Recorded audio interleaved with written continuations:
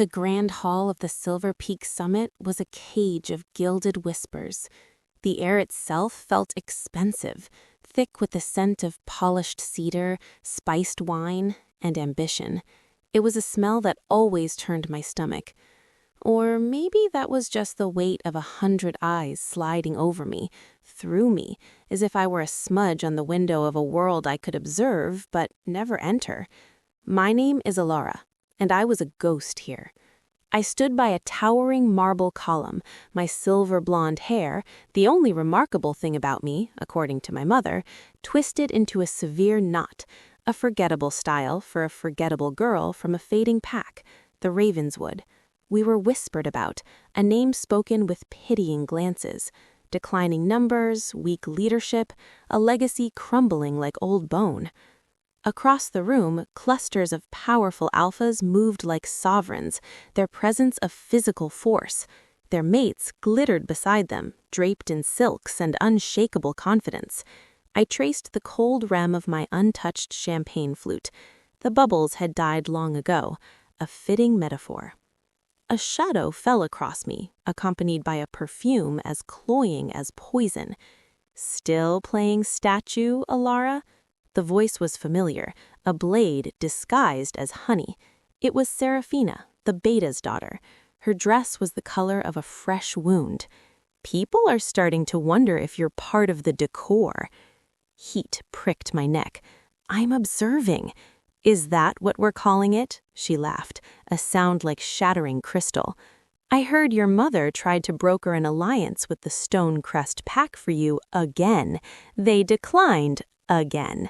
It must be so liberating to be so selectively unwanted." The words were precisely aimed darts, finding every hidden insecurity.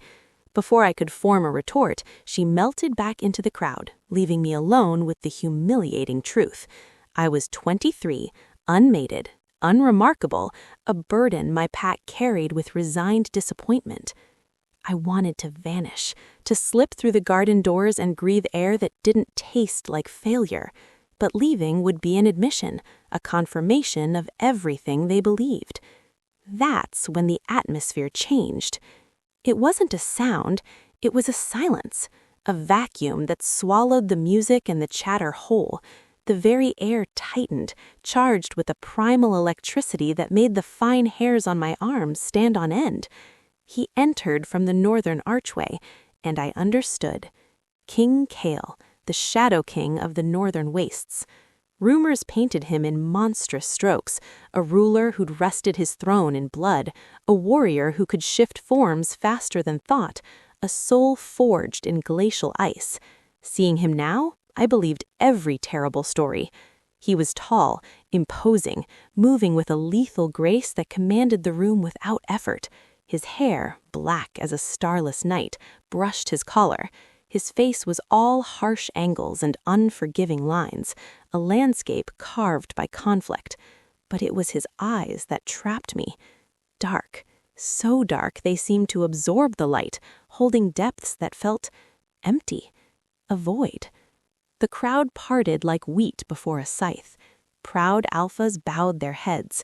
He acknowledged none of it.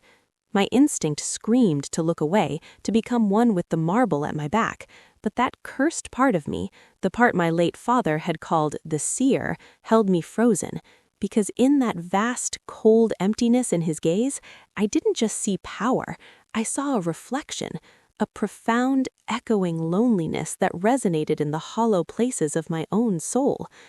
Our eyes met. For a single, heart-stopping second, it felt like he looked at me, not through me. The intensity was a physical shock, a current that stole my breath. Then his gaze swept on, dismissing me, and the strange connection shattered. The moment was broken by the violent crash of doors. Not the grand entrance, but the side doors leading from the servants' passages. 3 men strode in. They were wrong, all wrong.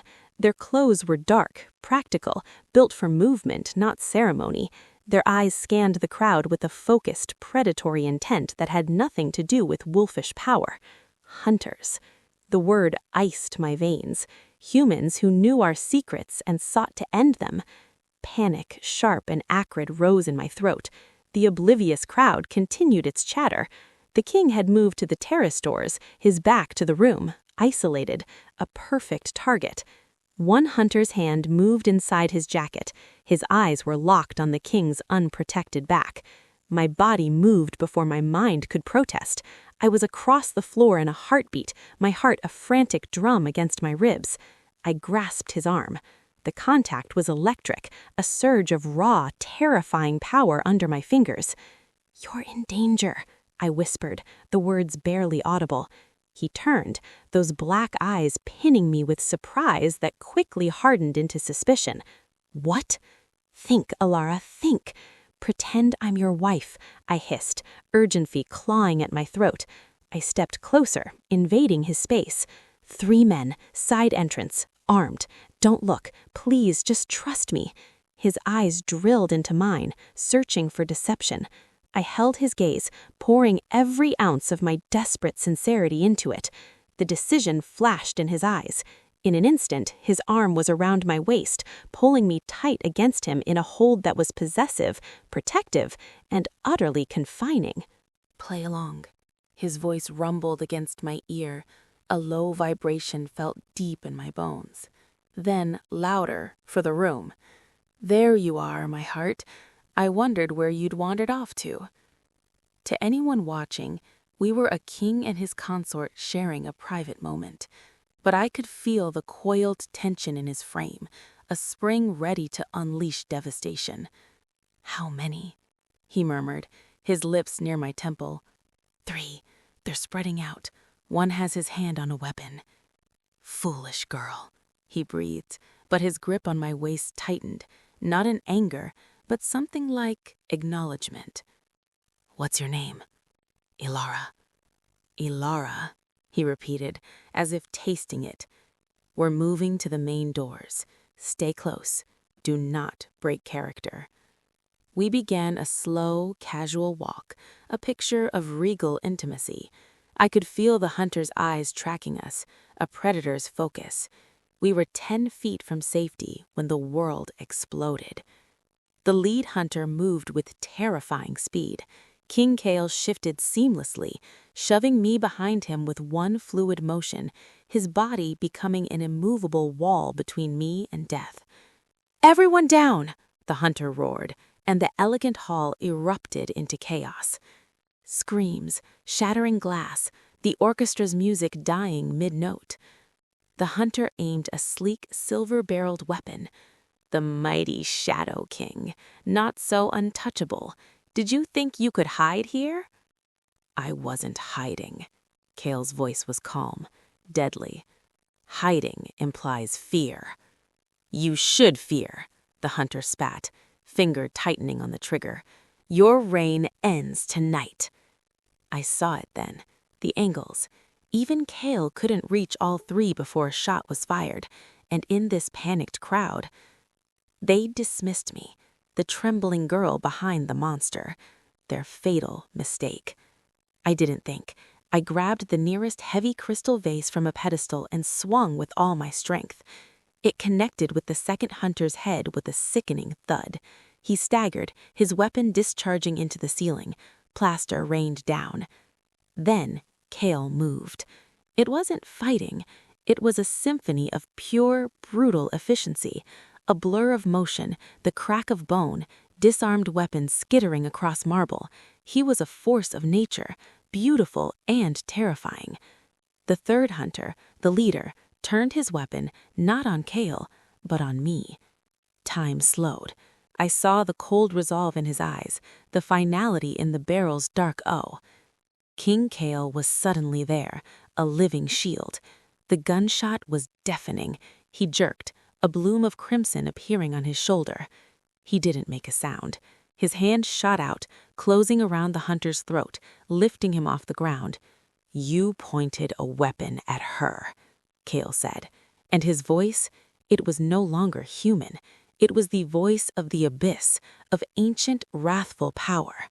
"That was your last mistake." What happened next I didn't watch. The sounds were enough. When silence fell again, heavy and thick with the scent of copper and fear, the 3 hunters lay still. King Kale stood over them, his shoulder bleeding, his expression once more a mask of glacial calm. He looked at me across the wreckage. "You're hurt," I stammered. "It's nothing."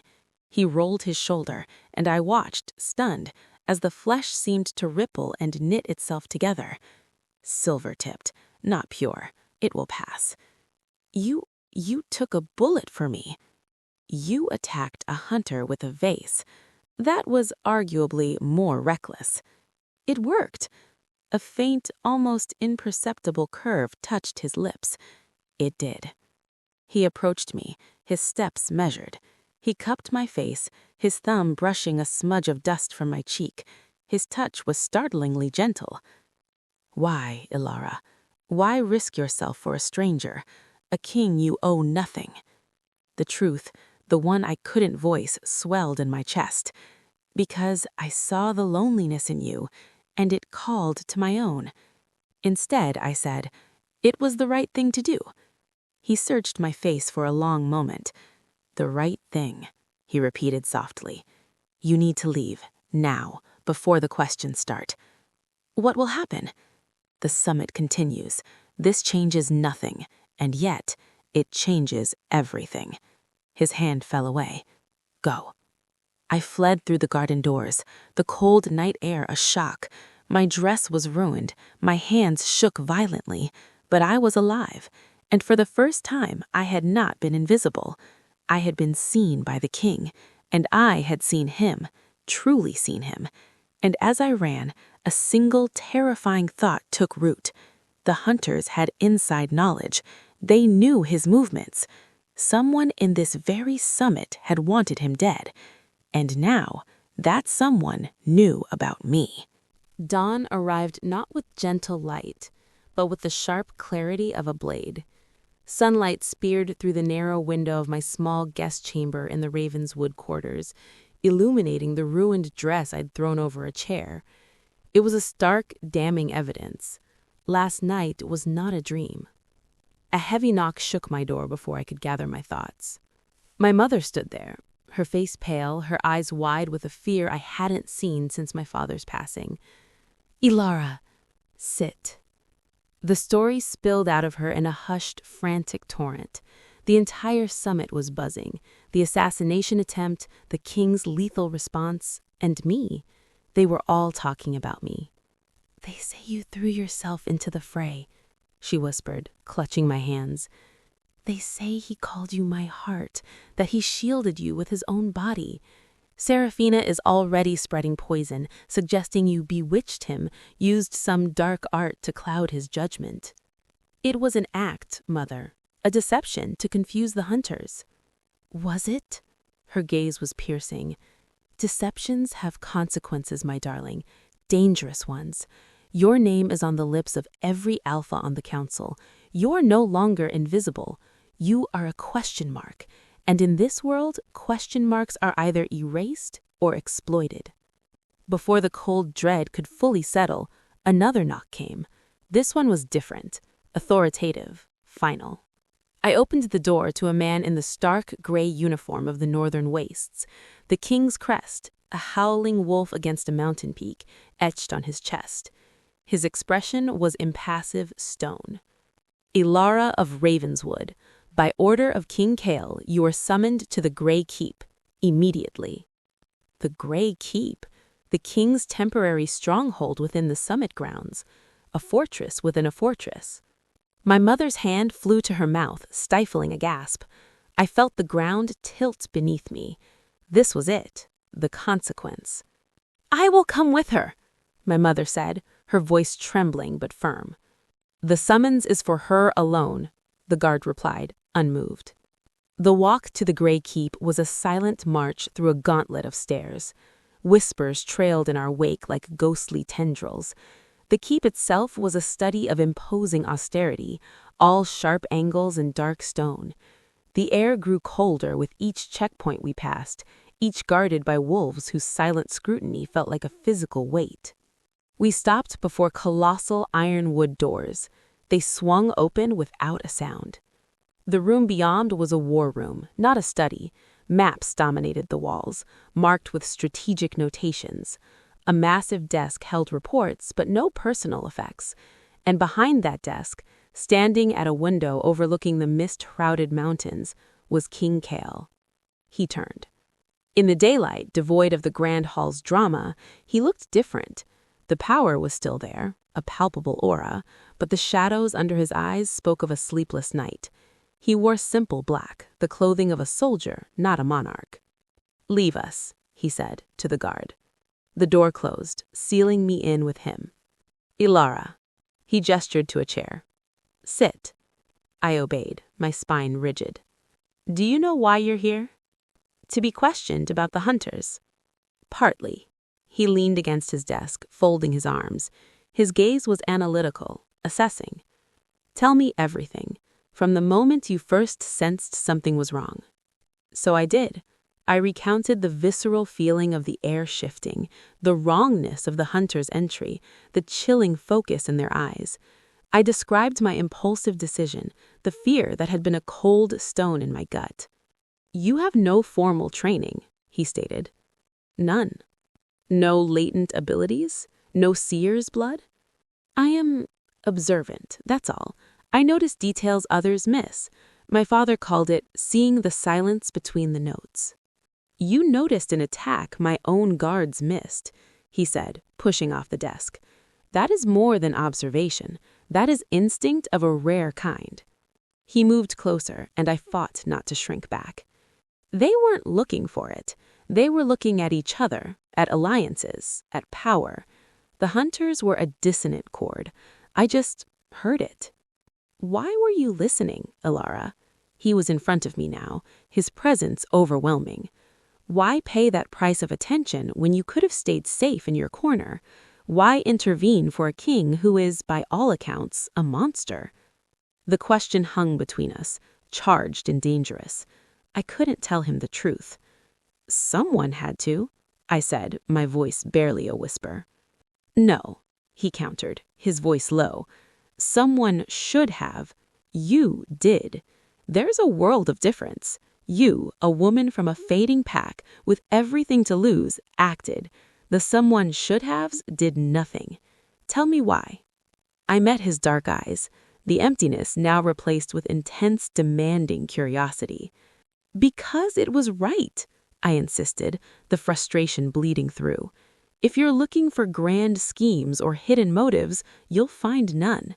I am exactly what I appear to be, unremarkable, forgettable, a girl who made a reckless choice." "Unremarkable," he repeated, and the word seemed to irritate him. "You keep using that word. I have seen remarkable warriors freeze in the face of less. Your reckless choice saved a king's life. That redefines the word." He paced away, the tension in the room shifting. "The council is convened. They are demanding explanations about the security breach and about you." My heart sank. "I have no connection to you." "You do now," he said, picking up a sealed scroll. "Witnesses saw us together, heard me claim you, saw me protect you. In their eyes, you are now either a vulnerability to exploit or a weapon to use against me." The cold fear returned, sharper. "So what becomes of me?" He turned, his expression unreadable. "I see two paths. One, I send you back to Ravenswood with a crafted story.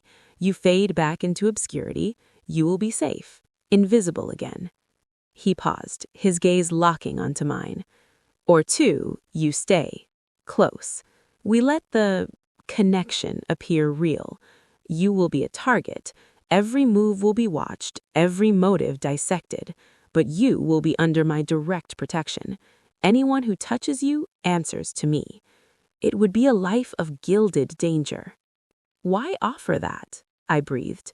"Why not just send me away and be done with it?" "You saved my life," he said simply, "and you asked for nothing. In my world, that is a currency rarer than diamonds. It is also a vulnerability I cannot afford to leave unprotected in the hands of my enemies." The door burst open. A man strode in without ceremony. He was tall, with ash-blonde hair and eyes the color of a winter sky, cold and assessing. He wore the markings of a high beta. "My king." His voice was smooth but edged. "The council is impatient. They demand your presence to address the incident and the new variable." His eyes swept over me, a glance that felt like being catalogued and found lacking. "I will be there shortly, Farron." "They were quite insistent," Farron pressed, his gaze lingering on me. "Shall I escort your guest out?" "No." Kale's voice hardened. The temperature in the room seemed to drop. "Ilara stays. She will attend the council." Farron's jaw tightened almost imperceptibly. "My king, protocol dictates." "I am well aware of protocol, Beta." Kale cut him off, his tone final. "Ilara's actions last night give her standing. She will attend. Inform the council." Farron's eyes met mine for a fleeting second, and in them I saw not just disapproval, but a flicker of colder, warning. Then he bowed stiffly and left. "He doesn't like me," I observed. "He doesn't like change or unpredictability. You represent both." Kale moved to a cabinet, removing a simple silver band. "The council will be a trial. Their questions will be sharp, designed to draw blood. Can you withstand that?" "I don't know," I answered honestly. "Honesty," he murmured, a faint approval in his voice. "Hold on to that. It is your shield. Now come. It is time to show the wolves that the girl with the vase is not someone they can easily dismiss." He offered his arm. It was not a request, it was a statement. I looked at his extended arm, at the path that led back to safety and obscurity, and the one that led forward into the heart of the storm. I thought of a lifetime of being overlooked, of my mother's fear, of the chilling look in Theron's eyes. Taking his arm meant choosing the storm. I placed my hand on his forearm. The muscle was solid as granite under the fabric. "For now," I said. A ghost of a smile touched his lips. "For now." As we walked through the corridors towards the council chamber, the whispers now bold and audible, I knew there was no going back. The invisible girl was gone. Whoever walked beside the Shadow King now would have to be someone else entirely. The council chamber was a cavernous, circular pit designed to intimidate. Tiered stone seats rose around a central floor, like a pack observing its members in a clearing. The domed ceiling was painted with a massive, stunning mural of the first shift under a full moon. Today, it felt like the moon itself was judging me. Every seat was filled. The air hummed with the subdued power of dozens of alphas, their betas and advisors. The collective pressure of their gazes was a physical force, pushing down on my shoulders as I entered on King Kale's arm. My wolf, a quiet presence I usually kept firmly leashed, whimpered inside, urging submission. Kale's hand covered mine where it rested on his arm, a brief, solid pressure. Steady. He led me not to the observers' gallery, but to the central floor, to 2 chairs placed on a low dais. One was a throne of black ironwood, all stark lines and unforgiving angles, his. The other, slightly smaller but no less ornate, was empty, a consort's chair. My steps faltered. This was a statement far beyond what I'd imagined. "Sit," Kale murmured, his voice for me alone. "Do not speak unless I or the council head addresses you directly, and, Ilara, do not let them smell your fear." I sat, the cool stone of the chair seeping through my thin dress. Kale took his throne beside me, and a ripple went through the assembly. An elderly woman with hair like spun silver and eyes like chips of flint stood, Alpha Lenora of the Mistvale pack. Her voice, when it came, was as sharp and precise as a surgeon's blade. "Your Majesty, we are convened under shadow, an assassination attempt on sovereign soil. This demands answers, but we are also met with confusion." Her piercing gaze landed on me. "The presence of an unknown, low-ranking delta at your side in this chamber only deepens that confusion. What is her purpose here?" Kale's response was calm, carrying effortlessly. Alara of Ravenswood is not unknown. Her purpose is simple. She is here by my will. Her actions last night prevented bloodshed and saved your king. That grants her the right to witness these proceedings. A male alpha with a bullish neck and a thick beard barked a laugh. A convenient tale. How do we know she wasn't part of the plot? A pretty distraction, a way to get close. She gives a warning, plays the hero, and gains your trust. A classic hunter tactic. The accusation hung in the air, ugly and plausible. I felt the blood drain from my face. I hadn't anticipated this twist. Kale's expression didn't change, but I felt the air around him grow colder. Are you suggesting, Alpha Brutus, that I am so easily deceived? I suggest, Brutus grumbled, that we cannot afford blind trust, not when hunters walk among us. If I were part of the plot, I heard myself say, my voice clear and startling in the vast space, it would be the most poorly conceived plot in history. All eyes snapped to me. Kale went very still beside me. Alpha Lenora's eyebrow arched. Explain. I stood, my legs steady despite the earthquake inside me. If I were a hunter plant, my goal would be the king's death, correct? So I arrange for 3 armed colleagues to storm the hall. My role is to warn him at the last second, hoping he believes a stranger, hoping he doesn't have me arrested on the spot, hoping I can fight off my own allies convincingly, and hoping all this chaos somehow makes him cherish me. I shook my head. That's not a plan. It's a series of catastrophic gambles with my life as the stake. What prize could possibly be worth that? Influence, Lenora said simply. The influence you now wield, sitting in that chair. I don't want influence, I told her, the truth of it ringing in my voice. I never asked for this chair. I acted on instinct to prevent a murder. If that makes me a suspect in your eyes, then so be it. But do not credit me with a cunning I do not possess. A younger alpha with fiery red hair and an intelligent gaze leaned forward. Alpha Ronin of the Emberhold pack. She has a point, Lenora. The logic of such a scheme is absurdly fragile, and her intervention was undoubtedly effective. Perhaps we are focusing on the wrong anomaly. Then where should we focus, Ronin? Lenora shot back. On the fact that hunters knew exactly when and where to strike, Alpha Ronin said, his voice cutting through the murmurs. They had inside knowledge. That is the true cancer, not this girl who had the courage to act when our own security failed. The debate exploded, arguments flying. Kale let it rage for a minute before raising a hand. Silence fell instantly. The threat is internal, Kale stated, his voice final. Alpha Ronin is correct. Therefore, until the traitor is found, the following stands. All pack movements are restricted to assigned territories. Communications will be monitored. Council sessions will proceed under my personal guard. And Alara of Ravenswood is under my protection. Any threat to her is a direct challenge to my authority. Is this understood? It was a lockdown, a declaration of martial law within the summit, and he had tied his honor to my safety, making me both a shield and a target. The acceptance was grudging but unanimous. As the council dissolved into logistical arguments, I sat back down, trembling from the adrenaline crash. Later, in the stark quiet of his war room, Kale faced me. You spoke well. I told the truth. A novel concept in that room. He poured a glass of water, handing it to me. Theron will push for your relocation, for safety.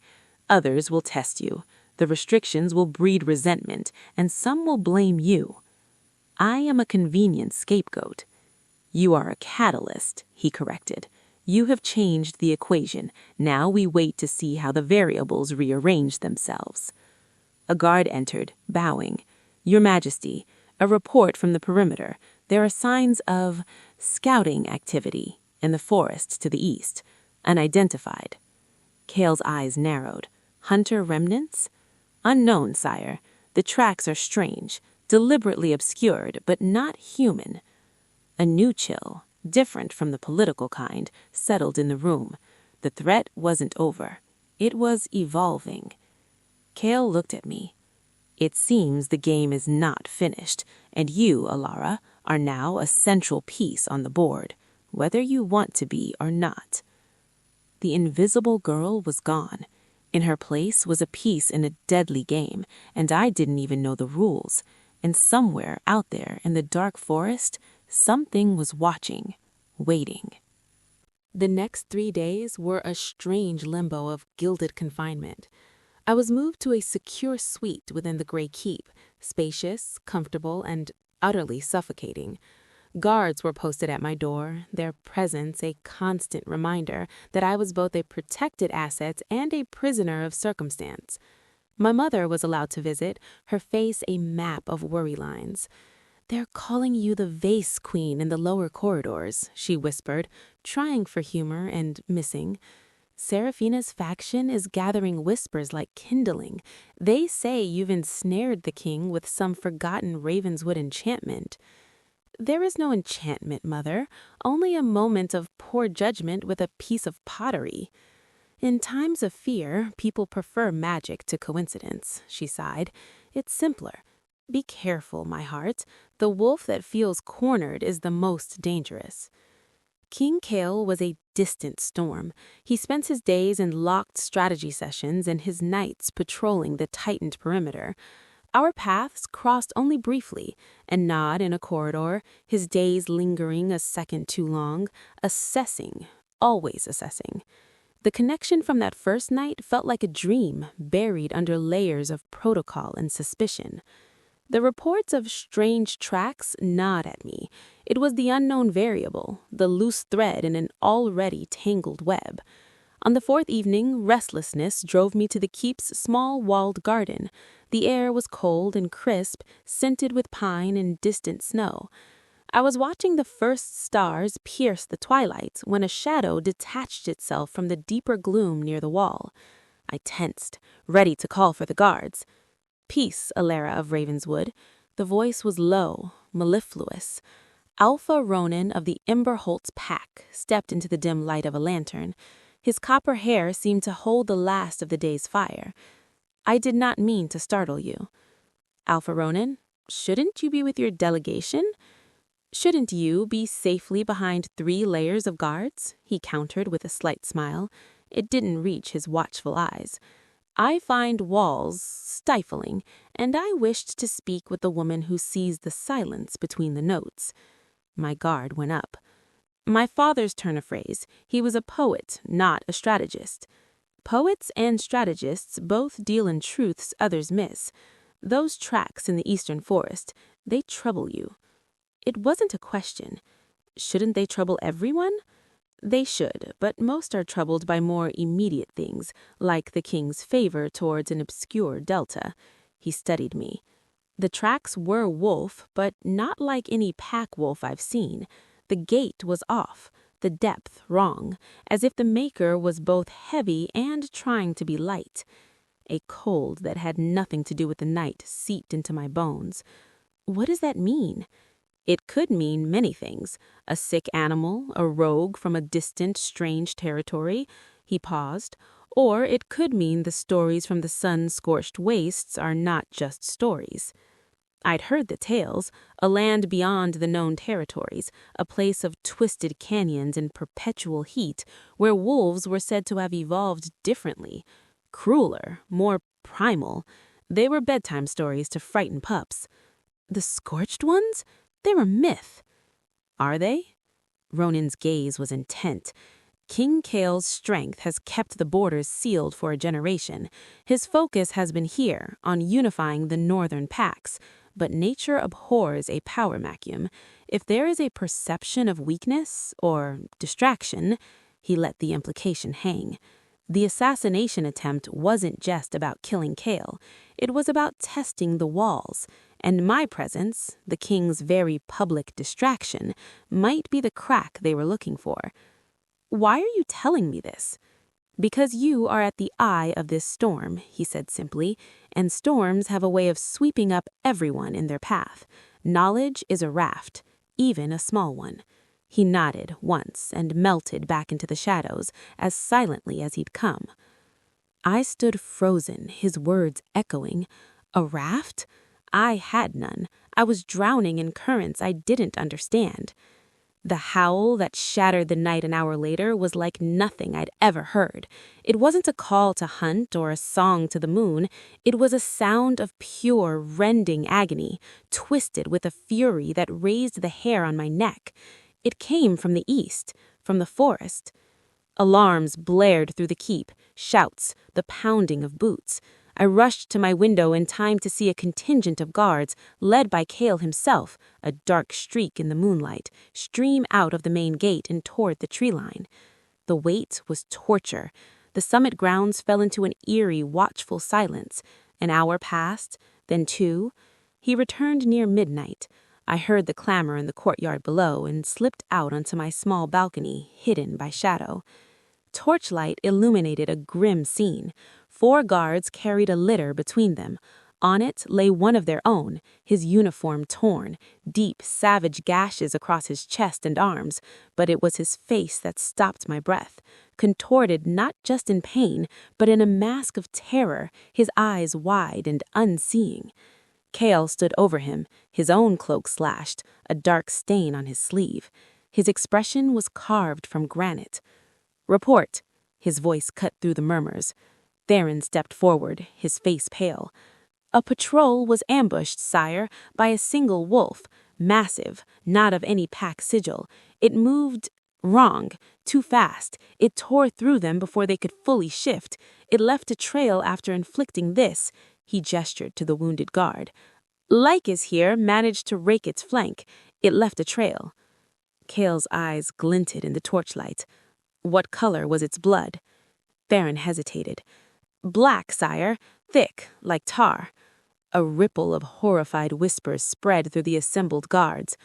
Black blood. The stories whispered of wolves with blood black as crude oil, who reveled in pain, their own and others.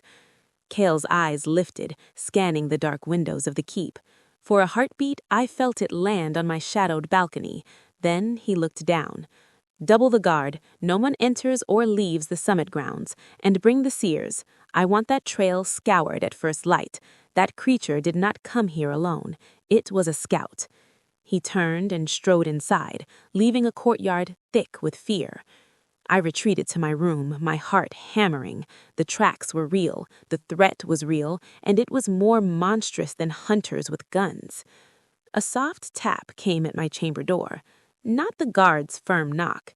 Cautious. I opened it to find a young maid, her eyes downcast. She held out a small, folded square of parchment. "For you, my lady. Pass through the kitchen gate." "From home?" "A boy, my lady. He said it was for the lady who sees." He ran before I could ask more. She scurried away.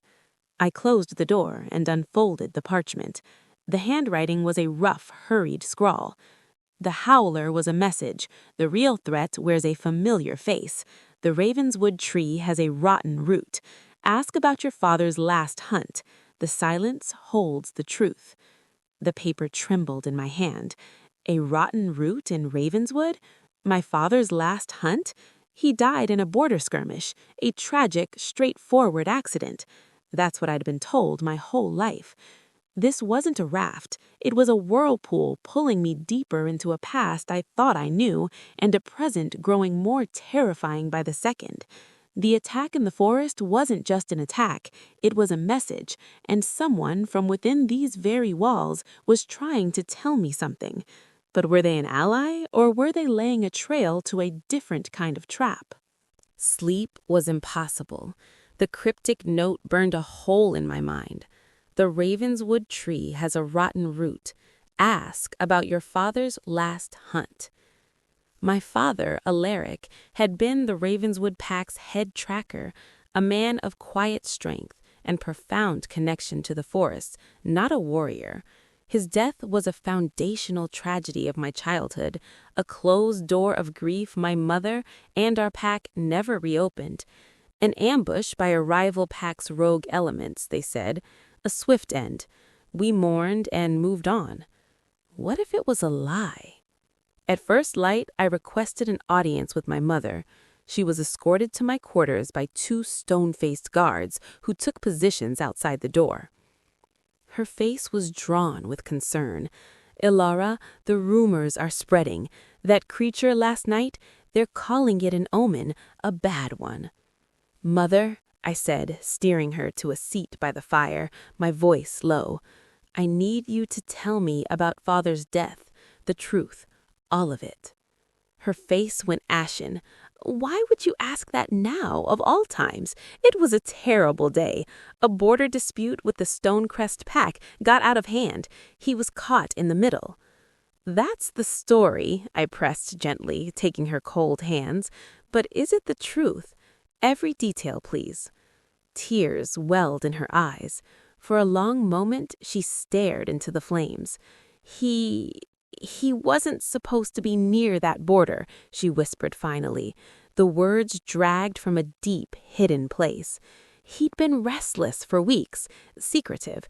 He told me he was following a cold trail, something that didn't sit right. The night before he left, he said if anything happened to him, I was to take you and go to your aunt in the lowlands.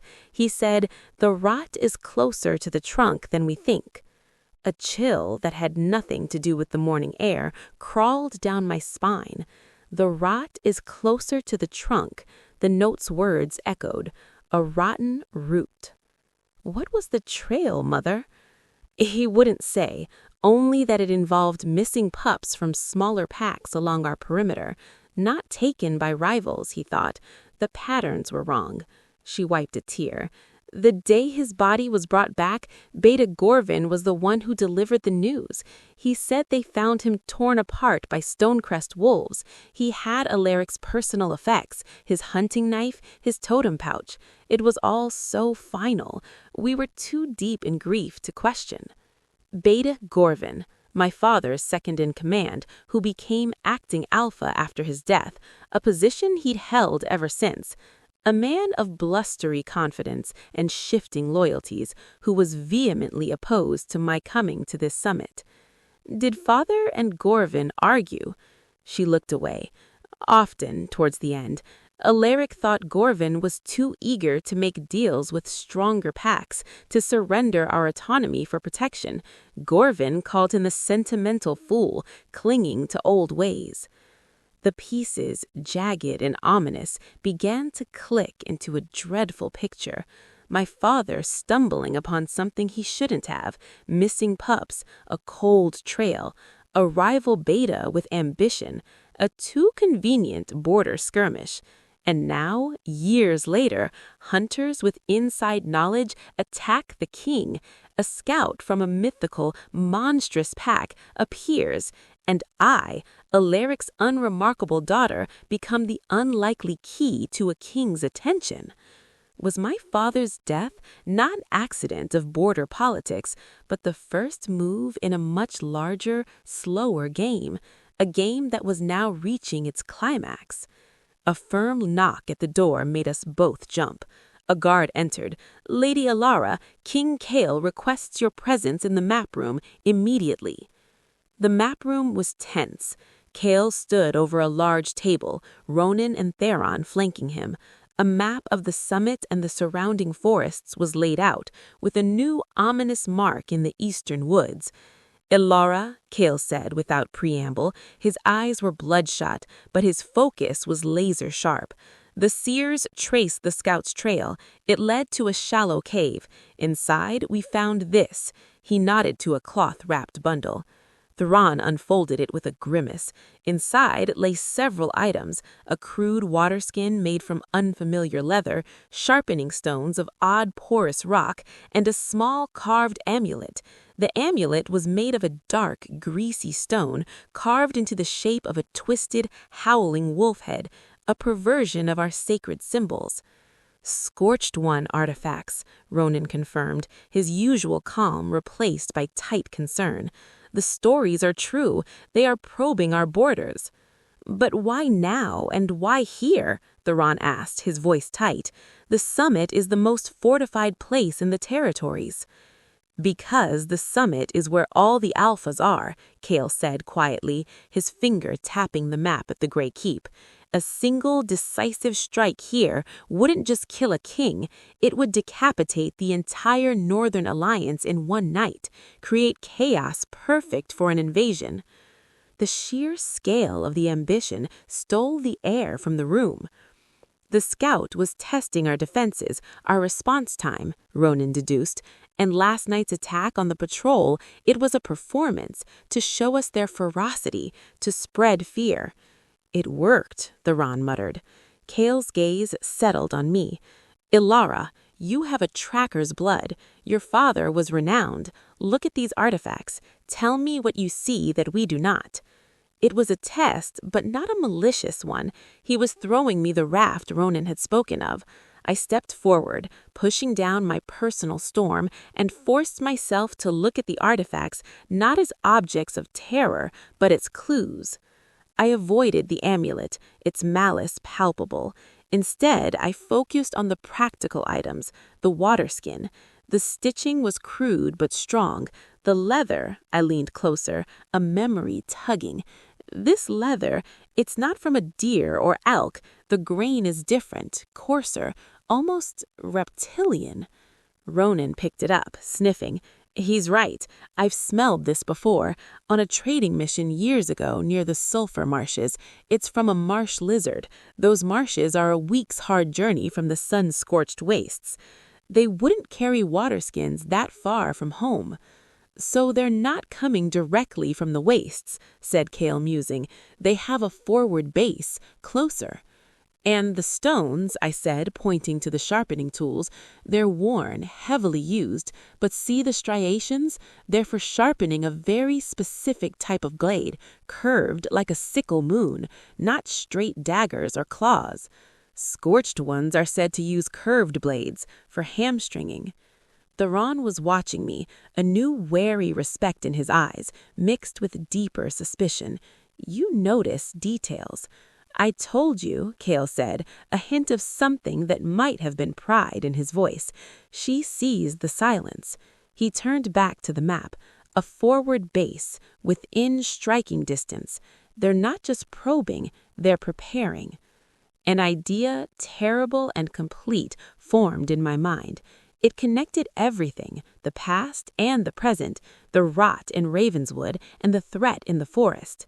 What if the scout wasn't just testing your defenses, Your Majesty? My voice was quiet. What if it was also making contact? Contact with whom? The Ron demanded. I met Kale's penetrating gaze. Your father's trail, the cold trail. Did it involve missing pups? My breath hitched. How could he know? Yes. His expression darkened.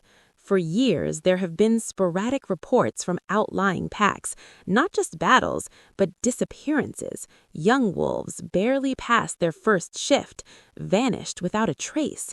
We attributed it to rogues, accidents, but the pattern? It was always near territories in political flux, led by weak or corrupt alphas.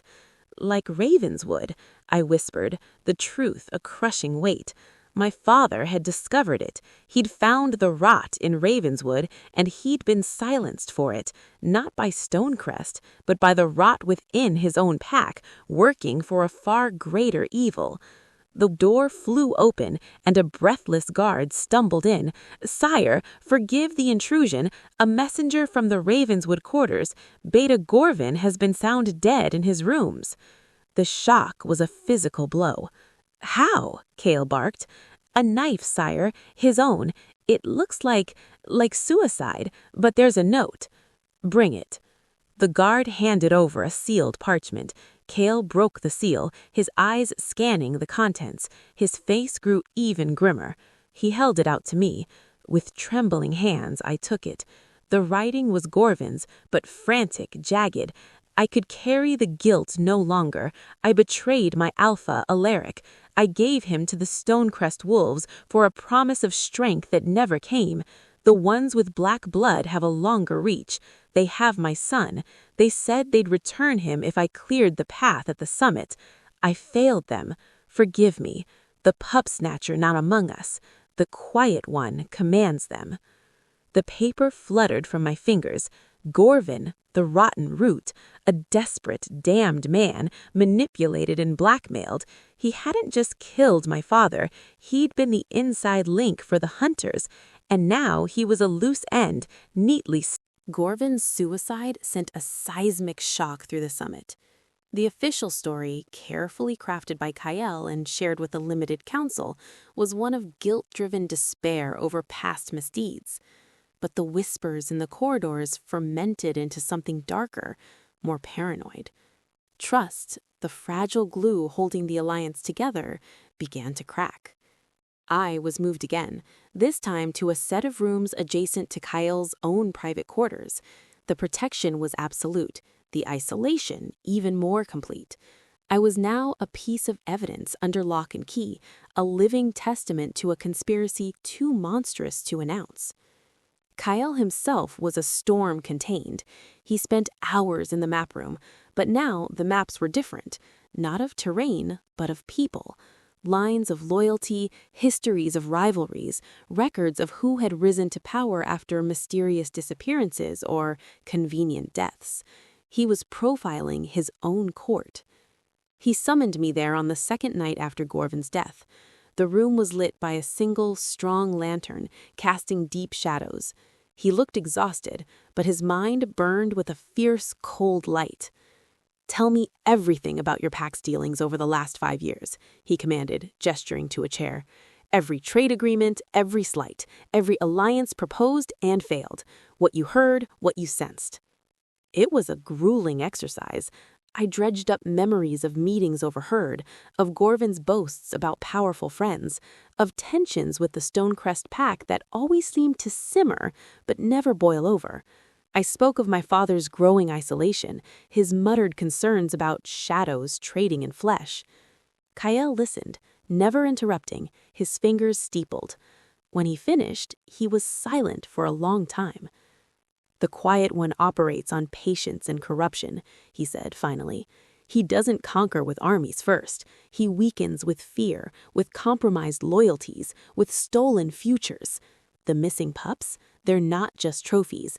They're a resource, raised in his image, taught to hate their own kind, a generation of perfect infiltrators." The horror of it was breathtaking. Then some of them could already be here, as guards, as servants, as delegates. He nodded, a grim affirmation. The scouts' attack was a message, but not just for us. It was a signal to his agents. The final phase has begun. A quiet tap at the door. Ronan entered, his expression grave. He carried a small, lacquered box. "My king, this was delivered to the Emberhold quarters. No sender." He placed the box on the table. It was simple, unadorned. Kyle opened it cautiously. Inside, on a bed of black velvet, lay a single, perfect white feather. It was from a snow owl, a creature of the far northern tundra. Pinned beneath it was a slip of parchment with 2 words in elegant, precise script. "Remember Seraphiel." Kyle went very, very still. The name hung in the air, charged with a history I couldn't grasp. "Seraphiel?" I ventured. "My younger brother," Kyle said, his voice hollow, stripped of all its usual power. "He disappeared on a diplomatic mission to the Western Marshes 10 years ago. We found his escort slaughtered. His body was never recovered. We assumed the scorched ones, but there was no proof." He picked up the feather, his hand tightening around it until the delicate shaft threatened to snap. He loved snow owls. He kept one as a pet. The cruelty of the message was exquisite. It wasn't a threat against Kyle. It was a reminder of a past loss, a twisting of an old wound, proof that the Quiet One's reach extended back years, that he had been playing with the lives of kings long before this summit. "This is him," Ronan said quietly. "The Quiet One. He's telling you he knows your pain, that he's been the author of it. He's making it personal." Kyle's eyes, when he looked up, held a storm of grief and rage, so profound it was terrifying. But then they focused on me, and the storm banked, controlled by a will of iron. He's also distracting us, making this about the past, about emotion. We cannot afford it. His plan is here, now. He placed the feather back in the box and closed the lid, as if sealing away a ghost. We have 2 tasks: find his forward base and identify the high-ranking agent he must have here, the one coordinating the final strike. The list is short, Musin mused. Someone with access to all security details, who can move freely, who would be above suspicion. Farron's name hung unspoken in the air, the loyal beta, the man who had questioned my presence from the start. I pushed the thought away. It was too obvious. "We need bait," I said suddenly. Both men looked at me. "The quiet one wants chaos. He wants the summit to collapse from within. My presence, it's already a point of tension. What if we amplified it? What if it appeared the king's favor was causing a rift, that the alliance was fracturing over me?" Kael's gaze sharpened. "You're proposing we stage a conflict?" "A public one, at the next gathering. It would give the traitor a sense of opportunity, of weakness to exploit. They might get careless, they might reach out to their agent, or the agent might make a move." Ronan nodded slowly. "It's dangerous, for you especially." "I'm already a target in a gilded cage," I said, a strange calm settling over me. The fear was still there, but it was being forged into something else, purpose. "At least this way I'm a target doing something useful." Kael studied me for a long moment. I saw the calculation in his eyes, the weighing of risk, the reluctant admiration. "You have your father's courage," he said finally, and the words felt like an anointing. "We will do it, at the feast tomorrow night." The plan was set. It felt like stepping on a tightrope over a chasm. The grand hall had been repaired, but a pall remained. The feast was a subdued, tense affair. I was seated at the high table beside Kael, a place of visible honor.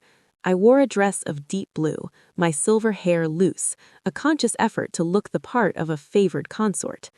As the 3rd course was served, Kael leaned toward me, his voice low but deliberately carrying to nearby tables.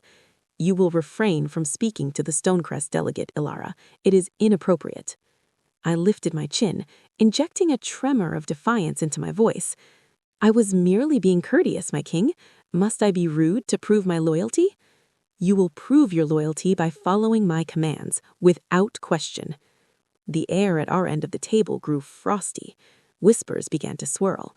I saw Seraphina smirking from a lower table.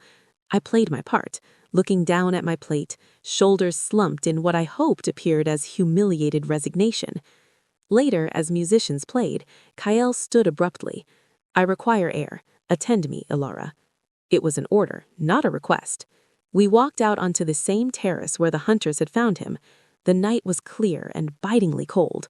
Once we were out of earshot of the doors, the act dropped. He stood close, not touching me, his posture still one of a king displeased with his subordinate. "You did well," he murmured, his eyes scanning the dark gardens. "Therein sources say the rumor of our rift is already spreading like wildfire." "What now?" "Now we wait for the snake to leave its hole." His gaze was distant, troubled. "The feather, Seraphiel, he was the light to my shadow. He believed in diplomacy, in bridges. I thought my strength alone could protect our people. His loss, it was my failure." It was the most vulnerable thing he had ever shared. He wasn't the Shadow King in this moment. He was a grieving brother, burdened by a crown of thorns. "You cannot blame yourself for a monster's actions," I said softly. He looked at me then, truly looked at me, and in his eyes the loneliness I'd seen that first night was raw and exposed. "You see that, do you? Yet I have blamed myself for a decade. You have a way of clarifying things, Ilara, of stripping away the noise." A faint crunch of gravel sounded from the path below the terrace. We both froze, falling back into our roles of strained silence. A figure emerged from the rose bushes. Not a guard. It was an elderly servant, one I'd seen tending the fire in the council chamber. He shuffled forward, head bowed, holding out a folded napkin. "For the lady," he said. "A gift from a secret admirer," he said. Kael took it, his body tense. The servant scurried away. He unfolded the napkin. Inside lay not a feather, but a single dead nightshade berry, glossy and black and poisonous, and another note. The split tree falls easiest. At the midnight bell, come to the old grove. Come alone, King of Shadows, if you wish to see where the stolen seeds were sown. Tell no one, or the roots will strangle all you hold dear. It was an invitation, a trap, and a threat, not just to him, but to all he held dear. His eyes flicked to me. The quiet one had taken the bait, and he was raising the stakes. The game was now in its final, deadly moves, and midnight was only 2 hours away. The 2 hours until midnight were a slow-burning torture. The feast ended in a buzz of speculation about the rift between the king and his mysterious favorite. Kao played his part to perfection, retiring to his chambers with a cold, dismissive nod in my direction. In the silent privacy of my connected room, the act fell away, replaced by a coiled electric dread. The note was a masterpiece of psychological warfare. Come alone. It preyed on a leader's instinct to protect, to bear the burden personally. See where the stolen seeds were sown. A lure tied to the missing pups, to the heart of the quiet one's evil. Tell no one, or the roots will strangle all you hold dear. A threat against me, against his people, against any hope of trust. I knew with absolute certainty that he would go, and I knew with equal certainty that going alone was exactly what the quiet one wanted. I couldn't tell the guards, the note warned against it. I couldn't go to Ronan or Theron. The traitor's agent was likely among the highest ranks, and any warning might trigger the very disaster we feared. But I couldn't let him walk into that grove unprotected. My father hadn't just been a tracker, he'd been a teacher. He'd shown a curious, lonely girl how to move through a forest without a sound, how to read the stories in bent grass and disturbed earth, how to become a ghost among the trees. It was the one legacy of his I had clung to, practiced in secret. I changed into dark, close-fitting clothes from the simple wardrobe provided. I took nothing but a small, sharp eating knife from the dinner tray, slipping it into my boot. My heart was a wild thing in my chest, but my mind was clear. This was my silence to see, my move to make. Slipping past the guard at my door was easier than I anticipated. He was focused outward, not inward. The gray keep at night was a maze of shadows and echoes. I used the servants' passages, the memory of my childhood explorations guiding me. I avoided the main gates, heading instead for a disused postern door I'd noted on a map in Kale's war room. The cold night air outside was a shock. The summit grounds were quiet, but not still. Patrols moved in their disciplined patterns. I waited, timing their passes, then darted from shadow to shadow, a wisp of darkness moving toward the eastern tree line. The old grove was a known place, a circle of ancient gnarled oaks a half-mile into the forest, a site once used for solemn pack ceremonies before the summit hall was built. It felt fitting, a sacred place perverted for a monstrous meeting. I stayed well off the path, melting into the underbrush. The forest here was different from the Ravenswood woods, older, denser, the scents unfamiliar. Every rustle, every snap of a twig felt amplified. The scent of pine was undercut by something else, a faint acrid tang like sulfur and spoiled meat, the scent from the waterskin. He was here, or his creatures were. I reached the edge of the grove and crouched behind a thick holly bush. The clearing was bathed in pale moonlight filtering through the bare branches. In the center stood Kale. He was alone, as commanded. He stood perfectly still, a statue of obsidian in shadow, his back straight, his arms loose at his sides. He looked utterly formidable and completely vulnerable. For long minutes, nothing happened. The only sound was the sigh of the wind through the high branches. Then, a figure stepped from the trees on the opposite side of the clearing. It was not a monster. It was a man. He was of average height, slender, dressed in the elegant, unassuming robes of a scholar or an advisor. His hair was gray, his face kind and intelligent, etched with the lines of a scholar. I recognized him, Elder Caius, the chief archivist of the summit, a man who had served 3 kings, a figure of unimpeachable neutrality and quiet wisdom. He was the one who recorded the histories, who knew every lineage, every treaty, every secret. My blood turns to ice. King Cale, Elder Caius said, his voice the same gentle, measured tone he used in the archives. Thank you for coming. I knew you would. You were always one for bearing burdens alone. Cale showed no surprise. His voice was flat. Caius, I should have known. The keeper of secrets makes the best liar. Liar? Caius smiled, a sad paternal thing. I am a truth-teller. I have simply been telling a different, older truth. The truth that our people have grown soft, complacent, corrupted by these notions of alliance and mercy. The strong must rule. The pure must survive. The scorched ones are not our enemies. They are our past and they are our future, uncompromised by sentiment. You stole children. Cale's voice was a low growl. I saved them from weakness, from packs like yours with a leader haunted by a ghost. I am giving them purpose. I am the quiet one, yes, the shepherd of the new dawn. Where is your forward base, Caius? Where are the pups? So close, Caius whispered, his eyes glinting in the moonlight. Right under your nose, in the one place no wolf of standing would ever deign to look. The sulfur marshes you dismiss as wastelands are full of life, adapted to poison, as are my children. He took a step forward. I offered you a chance, Cale. The summit was to be your end, a clean break. But you brought a variable, the seer, the daughter of the man who almost uncovered my work a decade ago. Like father, like daughter, tenacious, inconvenient. My breath caught in my throat. He knew about me. He'd always known. So I offer a new trade. Your life tonight, here, a noble, solitary death. In return, I spare the girl, I spare the summit. I will withdraw and let your so-called alliance continue its slow rot. Refuse? He shrugged. My scout in the trees is not alone tonight. At my signal, they will descend upon the Grey Keep. My agents inside will open the doors. It will be a slaughter, starting, I think, with the Ravenswood quarters. He was playing the same card as the note, using the threat against others to force Cale's hand, using me as a weapon against him. Cale was silent, his body radiating a lethal tension. I could see the calculation, the torment, the king weighing his life against hundreds. I didn't think. I acted. I stepped out from behind the holly bush into the moonlight at the edge of the clearing.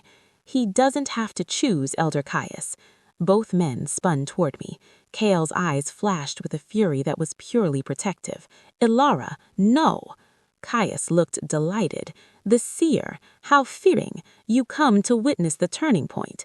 I come to tell you your signal won't work, I said, my voice stronger than I felt. I held up a small damp cloth I'd found in the passage, a greasy rag used for polishing door hinges. The western postern door, the one your agents inside were to use. Its hinges are packed with this now. It won't open silently. The guards will hear. It was a bluff, a desperate, fragile bluff. I had no idea if there even was an agent or which door they'd use.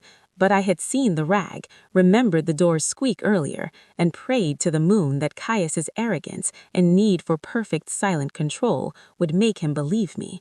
His benevolent smile faltered for a fraction of a second. Doubt.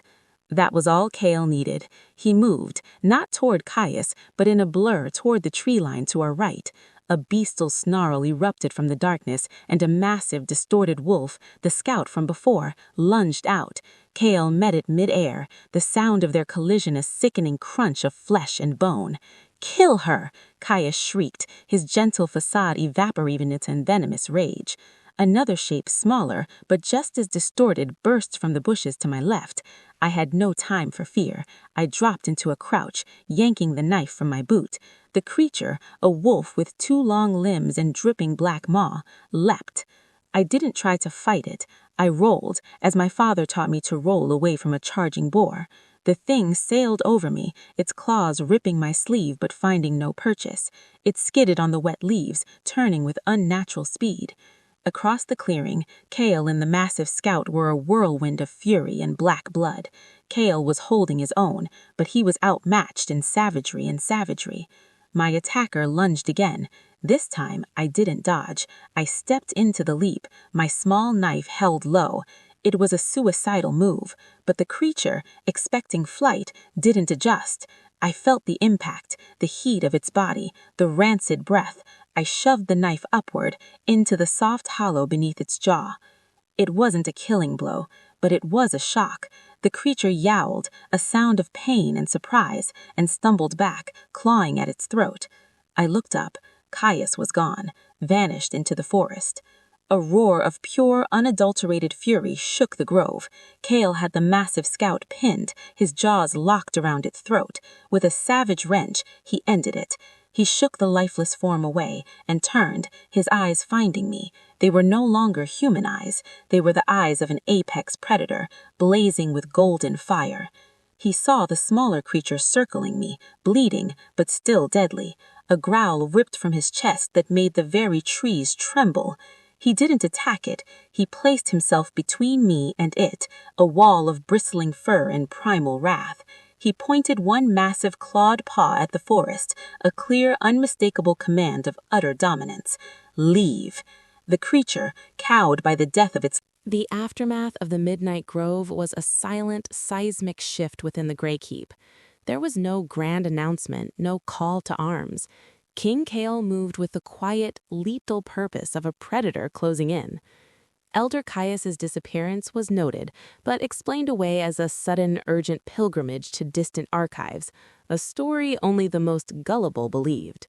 The 2 dead scorched ones were secretly disposed of, their existence a classified horror. Publicly, the rift between the king and I was smoothed over with careful, formal courtesy. Privately, the dynamic had changed irrevocably. I was no longer just a protected witness or a piece of bait. I was brought into the inner circle of planning. My room became a second strategic command post connected to Kale's. Maps of the sulfur marshes, a desolate, treacherous region on the border between 3 packed territories, now covered one wall. Caius chose it perfectly, Ronan said, pointing to the boggy, mist-shrouded area on the map. No pack claims it. The air burns the lungs. The water is poison. No sane wolf goes there. It's the ideal place to hide a nightmare. Theron, who had been uncharacteristically quiet since the Grove, finally spoke. A direct assault is suicide.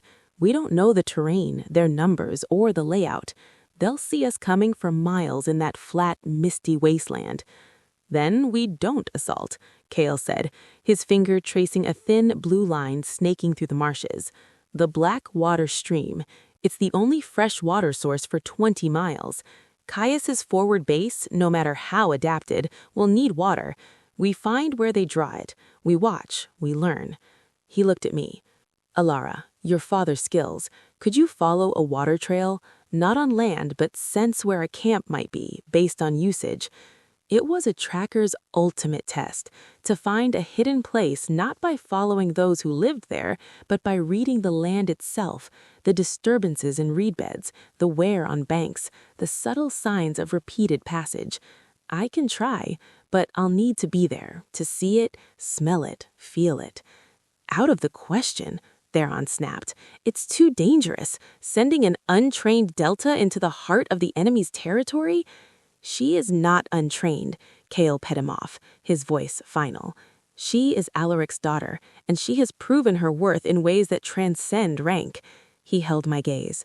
A small team, Ronan for his tactical mind, 2 of my most trusted stealth scouts, and you. You will find the needle in this poisoned haystack. Theron's jaw worked, but he remained silent, a storm brewing behind his wintry eyes. The mission was set for 2 nights hence, under a new moon, the darkest night, the time for ghosts to move. The following day, a sealed invitation arrived for me, not a threat, but a request for a private tea from Lady Lyra, Alpha Lenora's daughter and heir to the Mistvale pack. She was known as the Silver Tongue, a master diplomat. It was an unexpected, potentially treacherous olive branch. I went, escorted by guards, to a sunlit salon in the Mistvale quarters. Lyra was a vision of elegant composure, her ash-blonde hair coiled intricately. She poured tea with precise, graceful movements. "Alara of Ravenswood," she began, her voice like honeyed silk. "You have caused quite the stir, from Forgotten Delta to the king's confidant in a matter of weeks. It is an unprecedented rise. Circumstance, my lady, not ambition." "Ah, but circumstance is the forge of kings and queens, is it not?" She smiled, but it didn't reach her sharp, assessing eyes. "My mother believes you are a destabilizing element.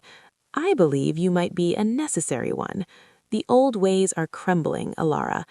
Gorvin's betrayal, Caius's disappearance, they are symptoms of a sickness that has been festering long before you arrived." She leaned forward slightly. "The packs are scared. They whisper of black-blooded wolves and traitors in the archives. They look for strength. King Cale is strong, but he is a fortress, formidable but closed. You have been seen with him. You speak to him. They wonder what you see." "I see a king burdened by the safety of us all," I said, carefully. "Do you? Or do you see a man? That is the question that troubles the old guards like my mother.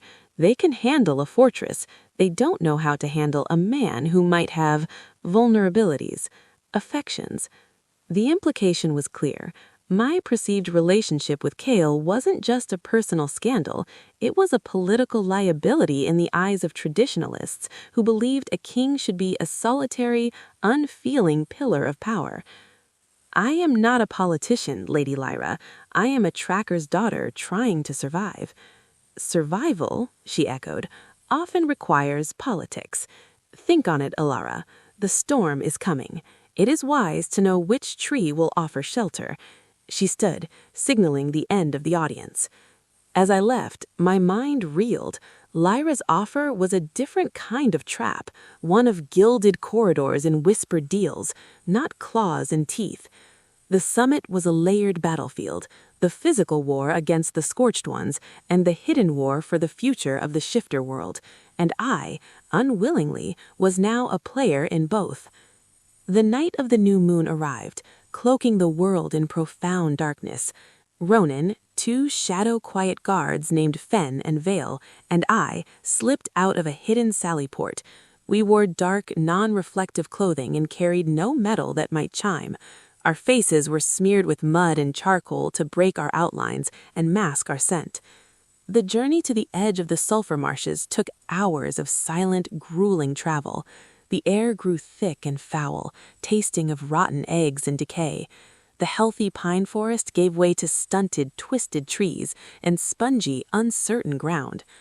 At the border of the true marsh, Ronan called a halt. "From here, we follow your lead, Alara." This was my father's world, the world of silent observation. I closed my eyes for a moment, pushing aside fear and politics, and just listened, smelled, felt. The Blackwater stream was a faint, gurgling presence to the east. We approached it with infinite care. The water was clear, but had an oily sheen. I began my work, not looking for obvious paths, but for the subtle signs. There, a patch of reeds on the far bank, slightly more trampled than elsewhere. Not by large animals, the depressions were too neat, too spaced. By bipedal creatures, walking in single file. I pointed. Fen, the lead scout, nodded, his eyes gleaming with approval. We crossed the stream at a narrow, rocky ford, freezing at every splash. The trail was ghostly, but it was there. A bent blade of peculiar gray grass here, a scrape on a sulfur-crusted rock there, at shin height. We moved like shadows, the only sound our controlled breathing and the distant, eerie croaks of marsh birds. After another hour, the signs grew fresher. The smell changed. The acrid sulfur was now undercut by the scent of wood smoke and that same spoiled meat odor, and something else, a faint collective sound, not voices, a low rhythmic hum, like chanting from a deep throat. Ronan touched my arm, his face grim in the gloom. He pointed ahead, through a screen of withered cane. We crept forward and looked. The forward base wasn't a fortress, it was a village. Crude huts rose from the bog on stilts, connected by rope bridges. Figures moved below, some in twisted wolf form, others in human shape, but moving with a strange, jerky gait. And in a central, fire-lit compound, we saw them. The pups. Dozens of them, from young children to teenagers. They moved in rigid, disciplined lines, performing martial exercises under the watchful eyes of hulking Scorched-One guards. Their faces were blank, their eyes empty of childhood's light. They were being molded into weapons, the stolen seeds sown in poison. My hand flew to my mouth, stifling a gasp of horror. Ronan's hand clamped on my shoulder, a silent order for absolute stillness. Then a figure stepped onto a raised platform overlooking the compound, slender, robed, Elder Caius, the quiet one. He raised his hands, and the rhythmic chanting grew louder. The young faces turned to him, not with love, but with a fanatical, terrifying devotion. "The shepherd," Ronan breathed, his voice thick with disgust. We had found the heart of the nightmare, but as we watched, frozen in horror, a new figure climbed the platform to stand beside Caius, a figure in the gray and silver uniform of the Summit Guard. The figure turned slightly, the firelight illuminating his profile. It was Theron, the loyal Beta, the king's right hand. He was not just compromised, he was standing beside the monster, receiving a respectful nod from Caius. Theron was the ultimate rotten root, and he was looking right in our direction, as if he could sense the shock radiating from the cane thicket. Ronan's grip on my shoulder tightened to the point of pain. His eyes met mine, wide with the same devastating understanding.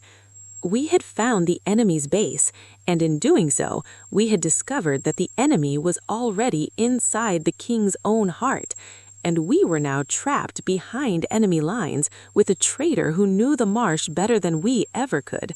The unseen war had just become terrifyingly, lethally visible. The moment stretched, thin and taut as a garrote. Theron's gaze swept over our hiding place. Did he see us? Sense us? Or was he just surveying his poisoned kingdom? He leaned close to Caius, speaking quietly. The quiet one nodded, then raised his voice, addressing the assembled children soldiers. We couldn't hear the words, but the tone was pedagogical, proud. Ronan's hand on my shoulder shifted, signaling a slow, agonizing retreat. We had to get out. We had to warn Kyle. The knowledge of Theron's betrayal was a live coal in my chest, burning with urgency and a profound personal sense of violation. We backed away inch by silent inch, every rustle of a leaf sounding like a thunderclap in our ears. The foul marsh air seemed thicker, harder to draw into our terrified lungs. We retraced our path to the Blackwater stream, the journey feeling 10 times longer. Only when we were across the stream and back into the slightly cleaner air of the twisted forest did Ronan allow us a moment's pause. His face was grim in the starlight. Theron, Fen the scout, spat the name like a curse. All these years. The king trusts him with his life, Vale whispered, horror-struck. Trusted, Ronan corrected, his voice low and deadly. That ends now. We move. Fast. No stopping until we're inside the Great Keep. The return journey was a brutal, forced march. Fear and fury lent speed to our steps. The summit walls, when they finally appeared in the pre-dawn gloom, had never looked more like salvation. We used the same sally port, slipping back into the silent keep. Ronan went straight to the king's chambers, with me and the scouts in tow. The guards at Kyle's door, recognizing Ronan's urgency, let us pass without challenge. Kyle was awake, standing at his window, already dressed. He turned as we entered, his eyes taking in our mud-spattered, exhausted forms, the shock etched on our faces. "Report," he commanded, but his voice was wary, sensing the catastrophe before a word was spoken. Ronan stepped forward. "Sire, the base is in the central marsh by the Blackwater, a village, dozens of stolen pups being trained. Caius is there." He took a deep, shuddering breath. And so was Theron, standing beside him, as an equal.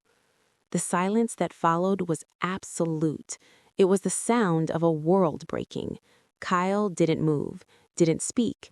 The only sign of the catastrophe within was a slight, almost imperceptible tremor in the hand resting on the windowsill. "Theron," he finally said, the name a hollow echo.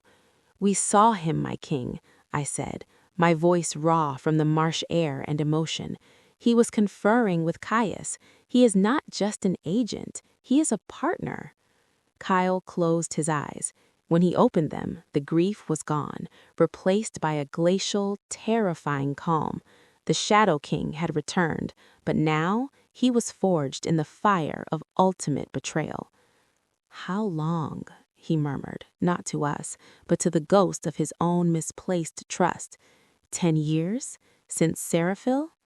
The pieces fell with dreadful clarity.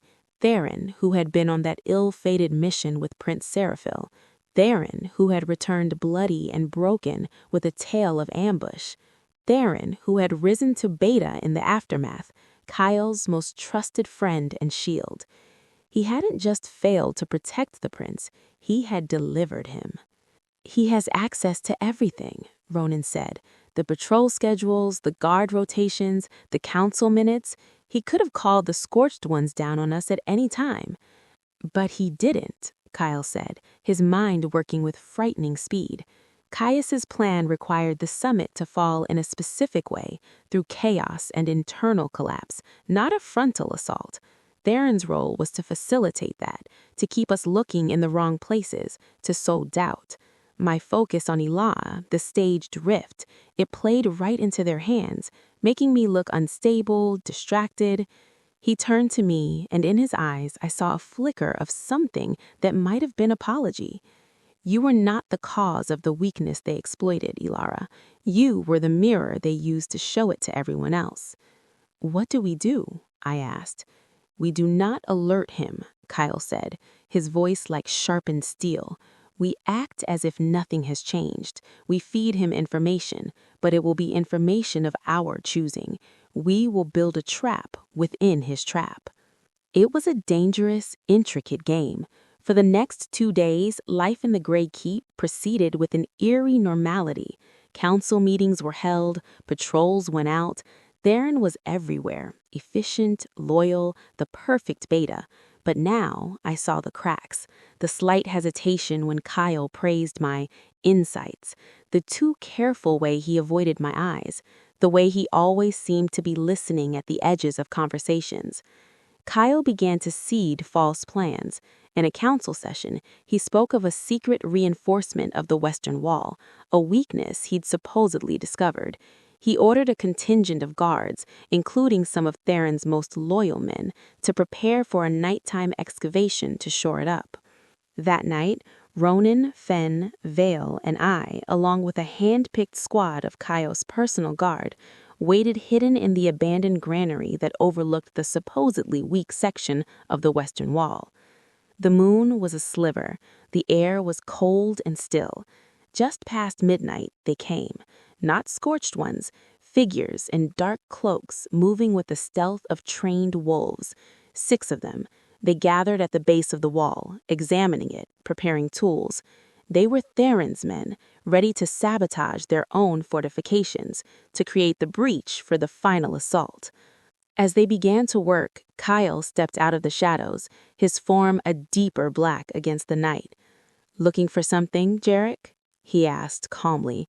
The lead saboteur, one of Theron's lieutenants, froze. Lights flared. Our hidden guards surrounded them.